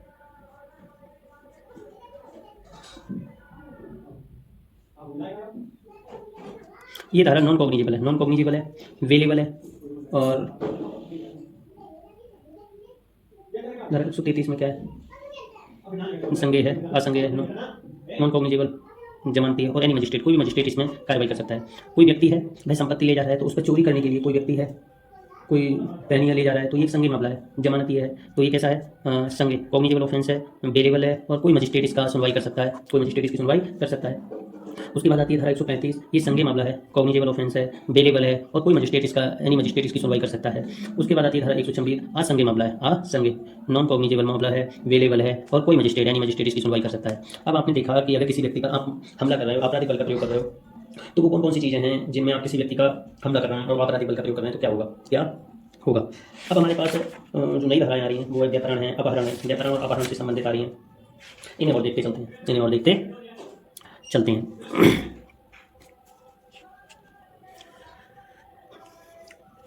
अगली धारा आती है 137। कौन सी धारा है? धारा 137। धारा 137 में क्या है? व्यापहरण है। व्यापहरण क्या होता है? इसे पढ़िए। सबसे पहले इसकी जो धारा 1 है इसे ठीक से कीजिए। व्यापहरण 2 किस्म का होता है, भारत से व्यापहरण और विधिपूर्ण संरक्षकता में से व्यापहरण। व्यापहरण कितने प्रकार का होता है? जो व्यापहरण है, व्यापहरण, ये 2 प्रकार का होता है। पहला है भारत में से व्यापहरण, दूसरा है विधिपूर्ण संरक्षकता में से व्यापहरण। अब इसमें क्या है? इसका खंड जो का है वो कहता है जो कोई किसी व्यक्ति का उस व्यक्ति की या उस व्यक्ति की ओर से सम्मति देने के लिए वैध रूप से प्राधिकृत किसी व्यक्ति की सम्मति के बिना भारत की सीमाओं से परिवहन कर देता है, वह भारत में से उस व्यक्ति का व्यापहरण करता है, ये कहा जाता है। अब ये व्यक्ति, मान लीजिए कोई व्यक्ति है, या तो उसकी सम्मति के बिना, या सम्मति देने के लिए वैध रूप से प्राधिकृत व्यक्ति, व्यक्ति की सम्मति, इसकी सम्मति से या इससे सम्मति के बिना भारत से बाहर, भारत की सीमाओं से, जो भारत है इसकी सीमाओं से बाहर परिवहन कर दे, परिवहन कर दे, तो वह उसका भारत में से व्यापहरण किया गया, ये कहा जाता है। या तो उसकी सम्मति से, या सम्मति देने के लिए वैध रूप से प्राधिकृत व्यक्ति है, उसकी सम्मति के बिना भारत की सीमाओं से परिवहन कर देता है, तो वह उसका व्यापहरण करता है। जो कोई किसी बालक को या किसी व्यक्ति को विधिपूर्ण संरक्षकता में से संरक्षक की सम्मति के बिना, कोई बालक, यहाँ पे क्या है? खा है दूसरा, कोई बालक है, या है विकृत चित्त व्यक्ति, ये 2 हैं। ये विधिपूर्ण संरक्षक है, इसकी सम्मति के बिना, विधिपूर्ण सम्मति के बिना उसे ले जाता है, क्या कहते हैं? सम्मति के बिना ले जाता है या बहका ले जाता है, यहाँ बहका ले जाता है, तो वह विधिपूर्ण संरक्षकता में से व्यापरण करता है, ये कहा जाता है। सही है। उसके बाद इसमें एक स्पष्टीकरण है। इस खंड में विधिपूर्ण संरक्षक शब्दों के अंतर्गत ऐसा व्यक्ति आता है जिस पर ऐसे बालक या अन्य व्यक्ति की देखरेख और अभिरक्षा का भार विधिपूर्ण न्यस्त किया गया है। इस धारा में जो स्पष्टीकरण है, स्पष्टीकरण, इस स्पष्टीकरण में क्या बताया गया? विधिपूर्ण संरक्षक, विधिपूर्ण संरक्षक को बताया गया है। विधिपूर्ण संरक्षक को बताया गया। विधिपूर्ण संरक्षक कौन होता है? देखरेख या अभिरक्षा का पूर्ण, देख रेख या अभिरक्षा, देखरेख या अभिरक्षा का भार विधिपूर्ण न्यस्त हो, विधिपूर्ण न्यस्त। अगर कोई व्यक्ति है जिस पर किसी बालक की देखरेख या अभिरक्षा का भार विधिपूर्ण न्यस्त किया गया है तो वही व्यक्ति विधिपूर्ण संरक्षक माना जाएगा। इसमें स्पष्टीकरण बताया गया है। अब एक अपवाद है, इस खंड का विस्तार किसी ऐसे व्यक्ति के कार्य पर नहीं है जिससे सद्भावपूर्वक ये विश्वास है कि वह किसी अधर्मज बालक का पिता, या जिसने सद्भावपूर्वक विश्वास है कि वह ऐसे बालक की विधिपूर्ण अभिरक्षा का हकदार है, जब तक कि ऐसा कार्य दुराचारिक या विधि विरुद्ध प्रयोजन के लिए न किया जाए। अब इसमें एक अपवाद भी दिया गया है। क्या दिया गया है? अपवाद। अगर किसी एक व्यक्ति को क्या पता है, कोई एक व्यक्ति है जिससे सद्भावपूर्वक ये विश्वास है कि वह अधर्मज बालक का पिता है, अधर्मज बालक का पिता, अगर कोई व्यक्ति को ये पता है कि वह सद्भावपूर्वक ये विश्वास है कि वह किसी अधर्मज बालक का पिता है और वह विधिपूर्ण संरक्षकता में से ले जाता है तो उस पर इस धारा का प्रभाव नहीं है। या जैसे सद्भावपूर्वक विश्वास है कि वह ऐसे बालक की विधिपूर्ण अभिरक्षा का हकदार है, या क्या है? विधिपूर्ण अभिरक्षा का हकदार, विधिपूर्ण अभिरक्षा का हकदार, अभिरक्षा का हकदार है। दो हिस्से हैं, या तो वह अधर्मज बालक का पिता है, उसे सद्भावपूर्वक विश्वास है कि वह अधर्मज बालक का पिता है, या ऐसे बालक की विधिपूर्ण अभिरक्षा का उसे अधिकार है, ऐसा उसे सद्भावपूर्वक विश्वास है। तो जब तक कि ऐसा कार्य, ये विश्वास है, अगर ये दुराचारिक या विधि विरुद्ध प्रयोजन के लिए, दुराचारिक और विधि विरुद्ध प्रयोजन, विधि विरुद्ध प्रयोजन के लिए अगर उसने ये कार्य दुराचारिक या विधि विरुद्ध प्रयोजन के लिए नहीं किया है तो इस धारा का उस पर लागू नहीं होगी। अब इसमें धारा 137 में जो व्यापरण है, व्यापरण दो तरीके का हो गया, भारत में से व्यापरण और विधिपूर्ण संरक्षकता में से व्यापरण।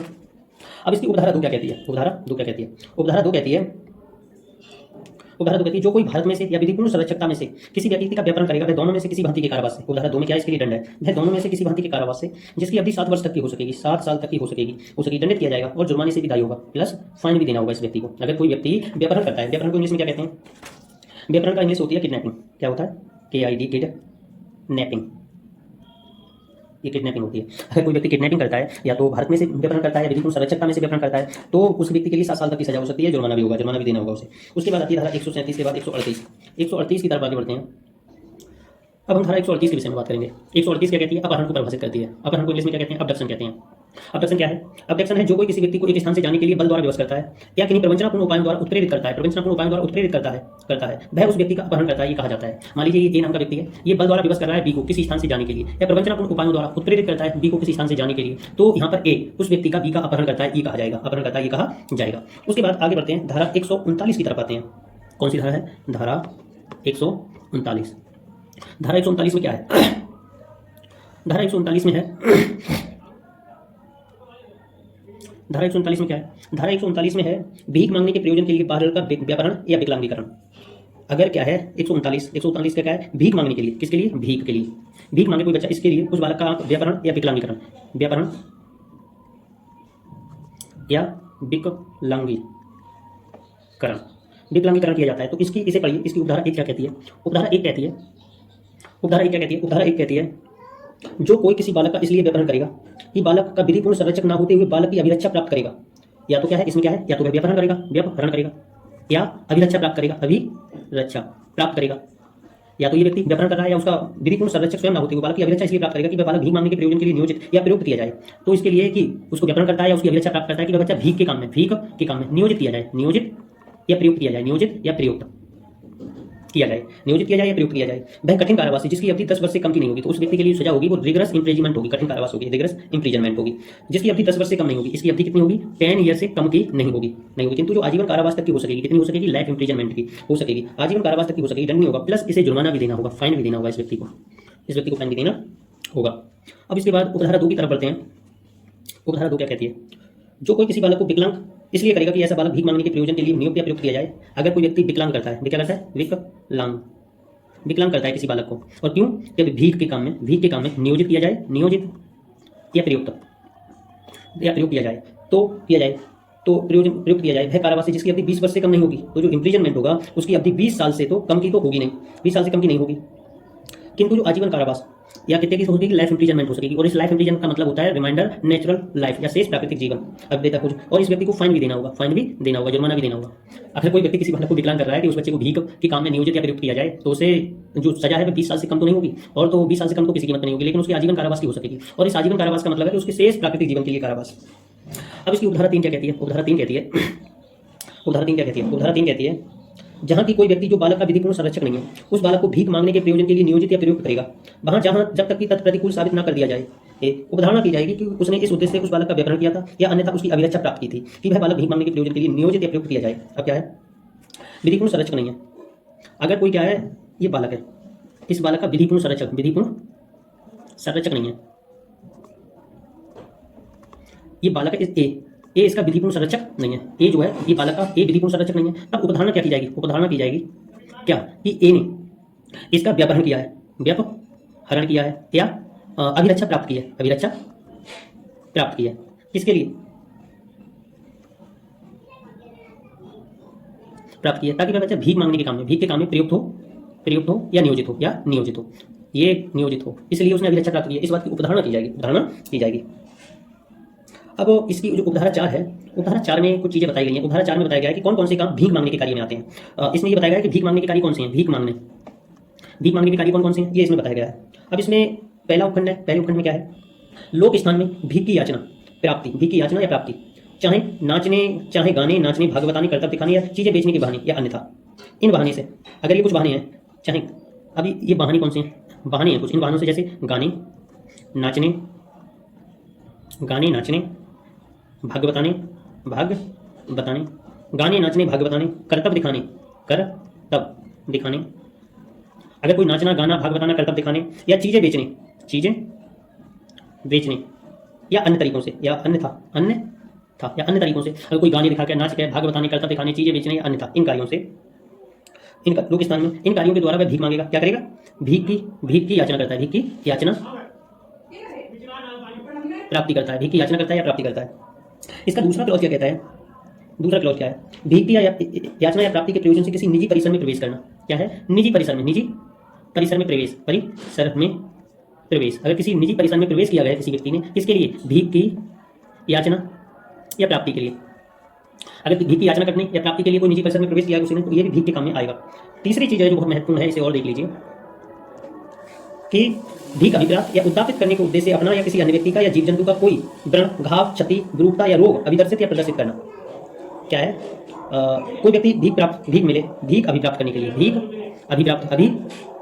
प्राप्त करने के लिए, या दूसरी क्या है, उद्दापित करने के लिए, अगर भीख अभिप्राप्त करने के लिए, उद्दापित करने के उद्देश्य से, या तो अपना अन्य व्यक्ति का या किसी जीव जंतु का, या भीख उसे मिले इसलिए या कोई भीख उसे दे इसलिए, अपना, अन्य व्यक्ति का, जीव जंतु का। क्या है, कोई व्रण, कौन सा व्रण के बाद क्या आता है, व्रण, घाव, क्षति, विरूपता या रोग, या व्रण, घाव, क्षति, विरूपता या रोग। इसके लिए क्या है, अभिदर्शित या प्रदर्शित,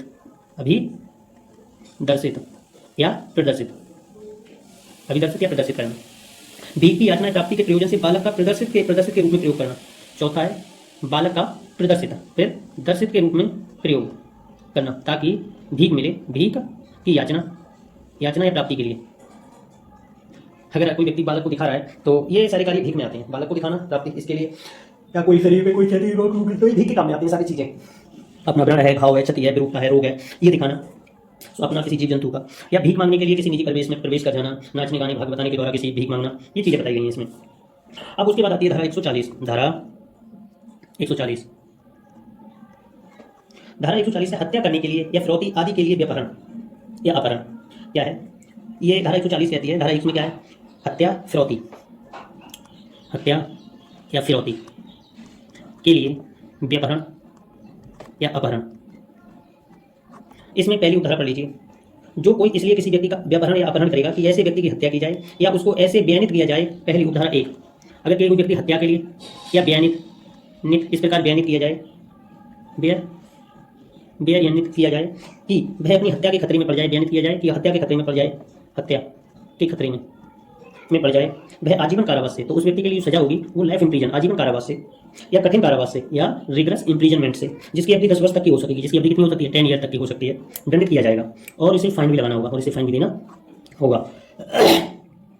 रिगरस, कठिन आजीवन कारावास से, लाइफ इम्प्रीजनमेंट से, या रिगरस इम्प्रीजनमेंट से, जिसकी अवधि 10 वर्ष तक की हो सकेगी, या तो हत्या के खतरे में पड़ जाए किया जाए, देना होगा। इसकी उपधारा 2 क्या कहती है, उपधारा 2 कहती है क्या कहती है उपधारा कोई? जो कोई किसी व्यक्ति का व्यापारण अपहरण करेगा या ऐसे व्यापारण या अपहरण के पश्चात ऐसे व्यक्ति को निरोध में रखेगा और ऐसे व्यक्ति की मृत्यु या उसकी उपाधि कारित करने की धमकी देगा, अपने आचरण से ऐसी युक्त आशंका पैदा करेगा कि ऐसे व्यक्ति की मृत्यु हो सकती है या उसको उपाधि की जा सकती है, या ऐसे व्यक्ति को उपाधि या उसकी उपाधि मृत्यु कारित करेगा, जिससे कि सरकार या किसी विदेशी राज्य, अंतरराष्ट्रीय अंतर सरकारी संगठन या किसी अन्य व्यक्ति को किसी कार्य को करने या करने से प्रवृत्त रहने के लिए या फिरौती देने के लिए विवश किया जाएगा, मृत्यु या आजीवन कारावास से दंडित किया जाएगा और जुर्माने का विदाई होगा, जुर्माने का विदाई होगा। इसमें क्या है? जो कोई किसी व्यक्ति का व्यापारण या अपहरण करेगा, सही है, ऐसे व्यापारण या अपहरण के पश्चात ऐसे व्यक्ति को निरोध में रखेगा और ऐसे व्यक्ति की मृत्यु या उसकी उपाधि हासिल करने की धमकी देगा। सबसे पहले क्या है? व्यापारण या अपहरण, व्यापारण अपहरण करेगा, निरोध में रखेगा, निरोध में रखेगा, उपाधि की धमकी देगा, उपाधि की धमकी, उपाधि की धमकी देगा, आशंका पैदा करेगा, मृत्यु की आशंका, मृत्यु की आशंका पैदा करेगा, या उसको उपाधि की जा सकती है, या उसकी उपाधि या उसकी मृत्यु कारित करेगा, जैसे कि सरकार, जिससे कारित करेगा, जिससे क्या होगा? जो क्या है? जिससे सरकार, दूसरी क्या है? विदेशी विदेशी राज्य, विदेशी राज्य, विदेशी राज्य, अंतरराष्ट्रीय, इंटरनेशनल, इंटर गवर्नमेंटल ऑर्गेनाइजेशन, अन्य व्यक्ति को या अन्य व्यक्ति को, अन्य व्यक्ति को कोई कार्य करने या करने से प्रवृत्त रहने के लिए, कार्य करने करने के लिए, प्रवृत्त रहने के लिए, रहने के लिए, या फिरौती के लिए, या फिरौती के लिए विवश किया जाए, विवश किया जाए, विवश किया जाए वह मृत्यु से, उसके लिए जो सजा होगी, इसके लिए जो सजा होगी वो क्या होगी? मृत्यु होगी, डेथ, मृत्यु से या लाइफ इम्प्रिजनमेंट से प्लस फाइन से। ये आई। अगर कोई व्यक्ति किसी का व्यापारण या अपहरण करता है और व्यापारण अपहरण करने के बाद उसे निरोध में रखता है, कोई उपाधि कारित करने की धमकी देता है, मृत्यु की आशंका पैदा करता है या उपाधि या मृत्यु कारित करता है, इस उद्देश्य की सरकार को, विदेशी राज्य को, कोई अंतरराष्ट्रीय अंतर सरकारी संगठन को या अन्य व्यक्ति को कोई कार्य करने के लिए बाध्य किया जा सके, विवश किया जा सके, कोई कार्य करने से प्रवृत्त रहने के लिए विवश किया जा सके, या कोई फिरौती देने के लिए विवश किया जा सके, तो वह दोनों में से किसी भांति की कारावास से, जिसकी अवधि आजीवन डेथ की या आजीवन कारावास से या मृत्यु दंड से दंडित किया जाएगा। उदाहरण 3, जो कोई ऐसे से किसी व्यक्ति का व्यापारण अपहरण करेगा, किसका गुप्त रूप से या परिरोध निरोध किया जाए, सदोष परिरोध किया जाए, परिरोध किया जाए, दोनों में से व्यापारण या अपहरण गुप्त परिरोध, सदोष परिरोध किया जाए, तो वह दोनों में से किसी भांति की कारावास से, दोनों में से किसी भांति की कारावास से, जिसकी अवधि 7 वर्ष तक की, 7 साल तक की हो सकेगी, दंडित किया जाएगा और प्लस फाइन भी लगेगा, इस व्यक्ति पर फाइन भी लगेगा, जुर्माने का भी दायी होगा, जुर्माने का भी दायी होगा। जो कोई किसी व्यक्ति का अपहरण व्यापारण इसलिए करेगा कि उसे घोर उपाधि या दासत्व का या किसी व्यक्ति की प्रकृति विरुद्ध काम वासना का विषय बनाया जाए या बनाए जाने के खतरे में वह जैसे पड़ जाए वैसे उसे बेनित किया जाए, या संभव जानते हुए करेगा कि ऐसे व्यक्ति को उपयुक्त बातों का विषय बनाया जाएगा और बेनित किया जाएगा, वह दोनों में से किसी भांति का। या तो क्या है? तुमने चौथी उपधारा कहती है, उपधारा 4 क्या कहती है? उपधारा 4 कहती है कि किसी व्यक्ति के, आप क्या कर रहे हो, किसी व्यक्ति को घोर उपाधि या दासत्व का, यानी घोर उपाधि, दूसरी क्या है? दासत्व, दासत्व या घोर उपाधि या दासत्व का, किसी व्यक्ति की प्रकृति विरुद्ध काम वासना, प्रकृति विरुद्ध काम वासना, काम वासना के लिए उपयोग किया जाएगा। किसी व्यक्ति की घोर उपाधि करने के लिए, व्यापारण अपहरण या दासत्व के लिए या प्रकृति विरुद्ध काम वासना के लिए आप करते हैं ऐसा, तो वह दोनों में से, तो उसे क्या होगा? दोनों में से किसी भांति का कारावास, दोनों में से किसी कारावास, जिसकी अवधि 10 वर्ष तक की हो सकेगी, 10 वर्ष तक की हो सकेगी, जुर्माने का भी प्लस फाइन का भी, जुर्माना भी लगाया जाएगा, जुर्माना भी लगाया जाएगा। अब हम धारा 141 के विषय में बात करेंगे। धारा 141, धारा 141 क्या है? विदेश से बालिका या बालक का लाना। क्या है? विदेश से बालिका या बालक का लाना, या बालक का लाना, विदेश से बालिका या बालक का लाना, ये धारा 141 में, धारा 141 में ये बात कही गई है। जो कोई 21 वर्ष से कम आयु की किसी बालिका को, पहले क्या है? 21 वर्ष से कम आयु की बालिका को, किसके लिए? बालिका को, बालिका को, या 18 वर्ष से कम आयु के किसी बालक को, 18 वर्ष से कम आयु के बालक को, आयु के बालक को, 21 वर्ष से कम आयु की बालिका और 18 वर्ष से कम आयु के बालक को भारत के बाहर के किसी देश से, भारत के बाहर के किसी देश से उस बालिका या बालक को किसी अन्य व्यक्ति से आयुक्त संभव करने के लिए विवश या विलुब्ध करने के आशय से इसे लाता है। कहाँ से? भारत से बाहर, भारत से बाहर के किसी देश से लाता है। और इसका आशय क्या है? आशय है आयुक्त संभोग, आयुक्त संभोग को क्या कहते हैं? इलिसिट, क्या कहते हैं? आयुक्त इलिसिट इंटरकोर्स,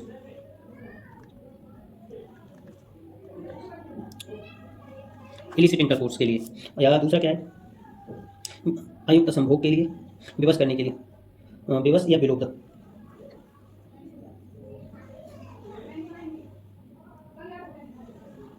बाध्य किया जाएगा या सीड्यूस किया जाएगा। क्या है? फोर्स, क्या सीड्यूस्ड, सीड्यूस किया जाएगा। अगर उसे फोर्स किया जाएगा, उसे सीड्यूस किया जाएगा, इसलिए लाता है। तो वह कारावास है जिसकी अवधि 10 वर्ष तक की हो सकेगी। तो इस व्यक्ति को जो सजा होगी वो क्या होगी? 10 साल तक की। 10 साल तक की कारावास की सजा 10 साल तक की हो सकेगी। और जुर्माने का भी राय होगा, प्लस फाइन भी लगेगा इस व्यक्ति पर। अगर कोई व्यक्ति भारत से लड़के ला रहा है या लड़कियां ला रहा है, इसलिए कि वह बात किया जाएगा, किए जाएंगे व्यक्ति या सीड्यूस किए जाएंगे, तो उन्हें 10 साल तक की सजा होगी ऐसे व्यक्ति को। उसके बाद आती है धारा 142। क्या आती है? धारा 142। धारा 142 क्या कहती है? धारा 142 कहती है व्यपहृत या अपहृत व्यक्ति को सदोष छिपाना या परिरोध में रखना। ये है व्यपहृत, व्यपहृत या अपहृत, अपहृत, व्यपहृत या अपहृत व्यक्ति है, व्यक्ति है, उसे छिपाता है कोई व्यक्ति, छिपाना या परिरोध में रखना, परिरोध, छिपाता है या परिरोध में रखता है। अगर कोई व्यक्ति व्यपहृत या अपहृत है, उस व्यक्ति को कोई छिपाता है या परिरोध में रखता है। जो कोई ये जानते हुए कि कोई व्यक्ति व्यपहृत या अपहृत किया गया है, ऐसे व्यक्ति को सदोष छिपाएगा, ऐसे व्यक्ति को सदोष छिपाएगा या परिरोध में रखेगा, भय उसी प्रकार दंडित किया जाएगा, परिरोध में रखेगा, भय उसी प्रकार दंडित किया जाएगा मानो उसने उसी आशय या ज्ञान से या प्रयोजन से ऐसे व्यक्ति का व्यपहरण या अपहरण किया हो जिससे उसने ऐसे व्यक्ति को छिपाया या परिरोध में रखा है। तो उसने क्या माना जाएगा? कि उसने उसी आशय या ज्ञान से व्यपहरण अपहरण किया हो, जिस परिरोध में छिपाया। तो किस आशय से रखा है? किस आशय से छिपाया है? किस आशय से छिपाया या परिरोध में रखा है? परिरोध में रखा है, रखा है। उसी आशय से व्यपहरण या अपहरण किया है आपने, उसी आशय से व्यपहरण या अपहरण किया है। ये 142 में दी गई बात, दी गई है बात। अब आती है व्यक्ति का दुर्व्यवहार, धारा 140, धारा 143। व्यक्ति का दुर्व्यापार, क्या है ये? व्यक्ति का दुर्व्यापार, दुर्व्यापार, जो व्यक्ति का दुर्व्यापार है, इसे जो कोई शोषण के प्रयोजन के लिए, अगर क्या है ये? पहली चीज़ है शोषण के लिए, शोषण, शोषण के प्रयोजन के लिए, प्रयोजन के लिए, शोषण के प्रयोजन के लिए, शोषण के प्रयोजन के लिए क्या कह रहे हैं? जो कोई शोषण के प्रयोजन के लिए, सबसे पहला एक, धमकियों का प्रयोग करके, धमकियों का प्रयोग करके, शोषण के प्रयोजन के लिए, धमकियों का प्रयोग करके, प्रयोजन के लिए धमकियों का प्रयोग करके, बल या किसी अन्य प्रकार के उत्पीड़न का प्रयोग करके, अपहरण द्वारा, कपट का प्रयोग करके या प्रवंचना द्वारा, शक्ति का दुरुपयोग करके या उत्प्रेरणा द्वारा, जिसके अंतर्गत ऐसे व्यक्ति की जो भर्ती की गई, परिगणित, संस्कृत, स्थानांतरित, गृहीत, नियंत्रण लगाया संपत्ति प्राप्त करने के लिए भुगतान या फायदा देना या प्राप्त करना भी आता है। किसी व्यक्ति या किसी व्यक्ति को भर्ती करता है, भर्ती, किसी व्यक्तियों की भर्ती करता है, परिवहनित करता है, संश्रय देता है, स्थानांतरित करता है, गृहीत करता है या दुर्व्यापार का अपराध करता है। अगर शोषण के प्रयोजन के लिए कौन कौन से काम करता है? इन चीज़ों का प्रयोग करके ये वाले कार्य, ये कार्य करता है। कौन कौन से? भर्ती करता है, क्या करता है? भर्ती। दूसरा क्या है? पहली भर्ती। दूसरा है परिवहनित, परिवहनित करता है, भर्ती करता है, परिवहनित करता है। संश्रित, शोषण का, दुर्व्यापार, संश्रित करता है। स्थानांतरित या गृहीत व्यक्ति पर नियंत्रण रखता है, स्थानांतरित गृहीत व्यक्ति पर।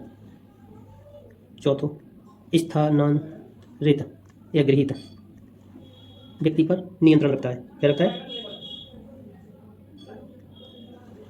नियंत्रण रखता है। कोई व्यक्ति भर्ती करता है, परिवहनित करता है, संश्रित करता है, स्थानांतरित या गृहीत पर नियंत्रण रखता है। पांचवा क्या है? प्राप्त करने के लिए भुगतान या करता है, गृहीत करता है, परिवहनित करता है, संश्रय देता है, स्थानांतरित, किसी व्यक्ति या व्यक्तियों को भर्ती करता है, परिगणित करता है, संश्रय देता है, श्रय देता है, स्थानांतरित करता है, गृहीत करता है, गृहीत करता है। अगर कोई व्यक्ति ये कार्य करता है, और कैसे? धमकियों का प्रयोग करके, इनके द्वारा, धमकियों का प्रयोग, धमकियों के प्रयोग के द्वारा, कहा है धमकियों के प्रयोग के द्वारा, बल या किसी अन्य प्रकार के प्रपीड़न द्वारा, कहा है बल या प्रपीड़न के द्वारा, अपहरण द्वारा, अपहरण के द्वारा, या कपट या प्रवंचना, कपट के द्वारा या प्रवंचना के द्वारा, शक्ति का दुरुपयोग करके, शक्ति का दुरुपयोग करके, उत्प्रेरणा के द्वारा। अगर कोई व्यक्ति धमकियों का प्रयोग करके, बल या प्रपीड़न का प्रयोग करके, अपहरण के द्वारा, कपट या प्रवंचना द्वारा, या शक्तियों का दुरुपयोग करके या उत्प्रेरणा द्वारा व्यक्तियों को भर्ती करता है, परिवहनित करता है, संश्रित करता है, या स्थानांतरित करता है, गृहीत करता है, तो वह दुर्व्यवहार का, व्यक्ति का दुर्व्यवहार का अपराध करता है, ये कहा जाता है। शोषण पद के अंतर्गत शारीरिक शोषण का कोई कृत या किसी प्रकार का लैंगिक शोषण, दासता, अधिश्वेतता के समान व्यवहार, भिक्षावृत्ति, अंगों का बलात् अपसारण भी है। दुर्व्यापार के अपराध के अवधारणा में पीड़ित की सम्मति महत्वहीन है, पीड़ित की सम्मति का कोई महत्व नहीं है इस अपराध में। अब इसके बाद क्या है, देखिए दो चीज़ें यहाँ पे और देख लीजिए क्या है इसमें जो पहला स्पष्टीकरण है, स्पष्टीकरण एक में क्या है? शोषण पद के अंतर्गत जो शोषण शब्द है, शोषण पद के अंतर्गत क्या आता है? शोषण पद के अंतर्गत कौन कौन सी चीज़ आती हैं? शारीरिक शोषण का कोई कृत या किसी प्रकार का लैंगिक शोषण, शारीरिक शोषण, लैंगिक शोषण, लैंगिक शोषण, लैंगिक शोषण, दासता, दासता अधिसेविता के समान व्यवहार, दासता, दासता अधिसेविता, दासता अधिसेविता, अधिसेविता के समान व्यवहार, व्यवहार, भिक्षावृत्ति, अंगों का बलात् अपसारण, भिक्षावृत्ति, भिक्षा वृत्ति, अंगों का बलात्, अंगों का बलात् अपसारण, अपसारण, अपसारण, ये चीजें शोषण में आती हैं। शारीरिक शोषण का कोई कृत, लैंगिक शोषण, दासता, दलाप, दासता अधिसेविता का कृत, भिक्षावृत्ति, अंगों का बलात् अपसारण, ये चीजें शोषण के अंतर्गत, शोषण पद के अंतर्गत आती हैं। धारा 143 की बात हो रही है। इसमें दूसरा स्पष्टीकरण एक और है, स्पष्टीकरण, स्पष्टीकरण 2 क्या कहता है? दुर्व्यापार के अपराध में पीड़ित की सम्मति, ये दुर्व्यापार, दुर्व्यापार, ये जो दुर्व्यापार का अपराध है, इसमें जो पीड़ित है, पीड़ित की सम्मति, पीड़ित की सम्मति महत्वहीन है, महत्वहीन है। इसका मतलब यह है कि पीड़ित ने सम्मति दी थी, इस बात की कोई वैल्यू नहीं है इस अपराध के अंतर्गत। अब उसके बाद आते हैं इसमें उपधारा 2, उपधारा 2, जो कोई दुर्व्यापार का अपराध करेगा वह कठिन कारावास से, उसके लिए सजा होगी वो रिगरस इंप्रिजनमेंट से, जिसकी अवधि 7 वर्ष से कम की नहीं होगी, जिसकी अवधि कितनी हुई 7 साल से कम की नहीं होगी, किंतु जो 10 वर्ष तक की हो सकेगी, किंतु जो कितनी हो सकती है 10 साल तक की हो सकती है, 10 वर्ष तक की हो सकेगी। जुर्माने का भी दायी होगा, प्लस उसे फाइन भी लगाया जाएगा, उसमें फाइन भी लगाया जाएगा। इसकी उपधारा 3 में क्या कहा गया है? जहां अपराध में एक से अधिक व्यक्तियों का दुर्व्यापार अंतर्भित है वहां वह कठिन कारावास से, एक से अधिक व्यक्ति, एक से अधिक व्यक्तियों का, अधिक व्यक्तियों का दुर्व्यापार किया गया है वहाँ कठिन कारावास से, रिगरस इंप्रिजनमेंट से, कठिन कारावास से, जिसकी अवधि 10 वर्ष से कम नहीं होगी, 10 ईयर से कम की तो नहीं होगी, 10 वर्ष से कम की नहीं होगी, किंतु जो लाइफ टाइम तक, आजीवन लाइफ इंप्रिजन दंडित किया जाएगा, प्लस फाइन लगाया जाएगा, इस पर जुर्माना भी देना होगा। चौथी उपधारा कहती है जहां अपराध में किसी बालक का दुर्व्यवहार अंतर्भित है वहां बालक का दुर्व्यवहार, अगर बालक का दुर्व्यवहार किया गया है वहां पर कठिन कारावास से, रिगरस इंप्रिजनमेंट से, जिसकी अवधि 10 वर्ष से कम नहीं होगी, 10 ईयर से कम की तो नहीं होगी, 10 कम नहीं होगी, किंतु जो आजीवन कारावास से, लाइफ इंप्रिजनमेंट से प्लस फाइन भी लगाया जाएगा, उसके बाद आती है 5वां, एक से अधिक बालक शामिल है अपराध में, बालक शामिल है और उनका दुर्व्यवहार किया गया है भाई कठिन कारावास से, तो रिगरस इंप्रिजनमेंट से, जिसके लिए जो क्या है कारावास है, जिसकी अवधि 14 साल से कम की तो नहीं होगी, किंतु आजीवन कारावास तक की हो सकेगी, लाइफ इंप्रिजनमेंट तक की हो सकेगी, प्लस फाइन भी देना होगा, उसके बाद आती है उपधारा 6, यदि किसी व्यक्ति को किसी बालक का एक से अधिक अवसरों पर दुर्व्यवहार किया जाने के अपराध के लिए दोषी सिद्ध ठहराया जाता है तो ऐसा व्यक्ति आजीवन कारावास से, जिससे उस व्यक्ति के शेष प्राकृतिक जीवन काल के किसी बालक का एक से अधिक अवसरों पर दुर्व्यवहार, किसी बालक का एक से अधिक अवसरों पर एक बालक है उसका बार बार दुर्व्यवहार किया गया है, दुर्व्यवहार का दोष सिद्ध पाया जाता है, क्या पाया जाता है? दोष सिद्ध ठहराया जाता है, तो इस व्यक्ति के लिए सजा होगी वो क्या होगी? आजीवन लाइफ इंप्रिजनमेंट, और इस लाइफ इंप्रिजनमेंट का है रिमाइंडर नेचुरल लाइफ अभी दंडित किया जाएगा, प्लस इसे फाइन भी लगाया जाएगा। उसके बाद आती है उपधारा 7, जहाँ कोई लोक सेवक या पुलिस अधिकारी किसी भी अंतर्गलित है वहाँ अगर पब्लिक सर्वेंट या पुलिस ऑफिसर इस मामले में शामिल है तो वह पुलिस अधिकारी आजीवन कारावास से, लाइफ इंप्रिजनमेंट से, जिससे उस व्यक्ति के रिमाइंडर नेचुरल लाइफ अभिप्रेत है, दंडित किया जाएगा और इस पर फाइन भी लगाया जाएगा, कठोर कारावास दिया गया है। अब आपको समझ में आया कि कारावास क्या है, शोषण क्या है, व्यक्ति का दुर्व्यवहार क्या है, 143। अब आती है उसके बाद आता है ऐसे व्यक्ति का जिसका दुर्व्यवहार किया गया है शोषण, दुर्व्यवहार किया गया व्यक्ति का शोषण क्या है? धारा 144 क्या है? दुर्व्यापार किए गए व्यक्ति का शोषण, दुर्व्यापार किए गए व्यक्ति का शोषण, जिस व्यक्ति का दुर्व्यवहार किया गया उसका शोषण, जो कोई ये जानते हुए या इस बात का विश्वास करने का कारण रखते हुए कि किसी बालक का दुर्व्यवहार किया गया है, ऐसे बालक को किसी भी लैंगिक शोषण के लिए रखेगा वह कठोर कारावास है, जिसकी अवधि 5 वर्ष से कम की नहीं होगी किंतु 10 वर्ष तक की हो सकेगी, दंडित किया जाएगा और जुर्माने का भी दायी होगा। जो कोई ये जानते हुए इस बात का विश्वास करने का कारण रखते हुए कि किसी व्यक्ति का दुर्व्यवहार किया गया है, ऐसे व्यक्ति को किसी भी लैंगिक शोषण के लिए रखेगा वह कठिन, जो कोई ये जानते हुए इस बात का विश्वास करने का कारण रखते हुए किसी व्यक्ति का जानते हुए, इसमें 2 उपधारा है। उपधारा 1, बालक, इसका दुर्व्यवहार किया गया है, ये जानता है या विश्वास करने का कारण रखता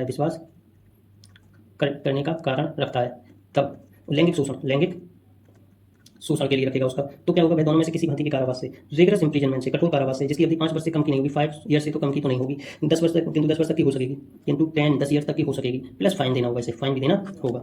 अगर इसकी उदाहरण 2 कहती है कोई व्यक्ति है तो उसका दुर्व्यवहार किया गया रखेगा लैंगिक शोषण के लिए, तो उसके लिए क्या किया जाएगा? तो कठिन कारावास से, रिगरस इंप्रिजनमेंट से, जिसकी अवधि 3 वर्ष से कम नहीं होगी, 3 वर्ष से कम की तो नहीं होगी, लेकिन जो नहीं होगी 7 वर्ष तक की, 7 साल तक की हो सकेगी, दंडित किया जाएगा और प्लस फाइन जुर्माना भी देना होगा, इस व्यक्ति को जुर्माना भी देना होगा।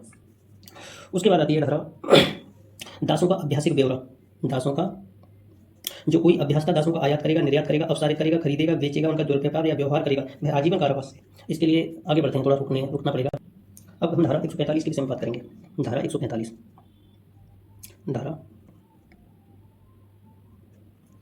के विषय में बात करेंगे। धारा 145 में क्या है? दासों का अभ्यासिक व्यवहार, दासों का अभ्यासिक व्यवहार करना, दासों का अभ्यासिक व्यवहार करना, ये धारा 145 में है।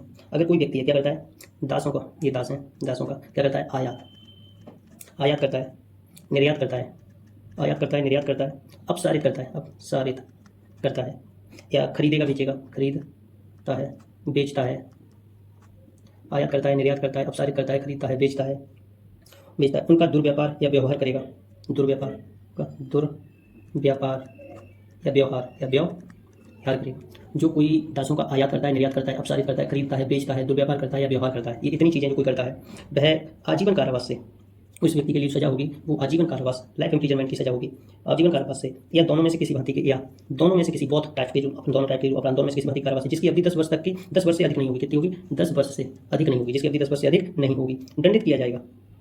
भांति के कारावास जिसकी अवधि 10 वर्ष से अधिक नहीं होगी और जुर्माने से दायी होगा, और जुर्माना भी इसे देना होगा। अगर कोई व्यक्ति आयो तो जो दास है उनका आयात, निर्यात, अपसारित, खरीदता, बेचता, दुर्व्यापार, व्यवहार करता है तो उसे आजीवन कारावास होगा, या दोनों में से किसी भांति का कारावास जिसकी अवधि 10 वर्ष से अधिक नहीं होगी, 10 वर्ष से अधिक नहीं होगी, दंडित किया जाएगा और जुर्माने का विदाई होगा।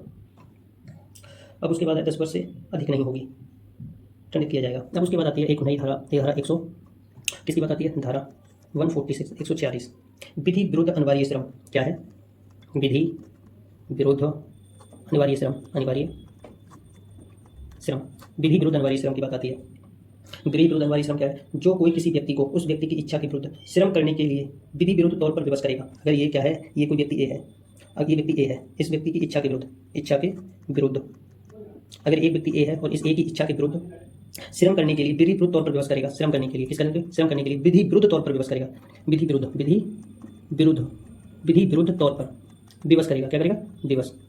अगर इसकी इच्छा के विरुद्ध, अगर एक व्यक्ति ये है, इसकी इच्छा के विरुद्ध श्रम करने के लिए विधि विरुद्ध तौर पर विवश करता है, विवश करेगा, वह दोनों में से किसी भांति के कारावास से, जिसकी अवधि 1 वर्ष तक की हो सकेगी, दोनों में से किसी भांति के कारावास से जिसकी अवधि 1 साल तक की हो सकेगी, 1 वर्ष तक की हो सकेगी, या जुर्माने से, फाइन से, जुर्माने से, या दोनों से, बहुत से दंडित करेगा। अगर किसी व्यक्ति को विधि विरुद्ध कार्य श्रम करने के लिए आप विवश कर रहे हो तो आपकी क्या सजा होगी? आपको जो सजा होगी 1 साल तक की होगी। आज हमने ये जितना देखा है इसे यहीं कंप्लीट करते हैं। इसे बार बार रिवीजन करना है,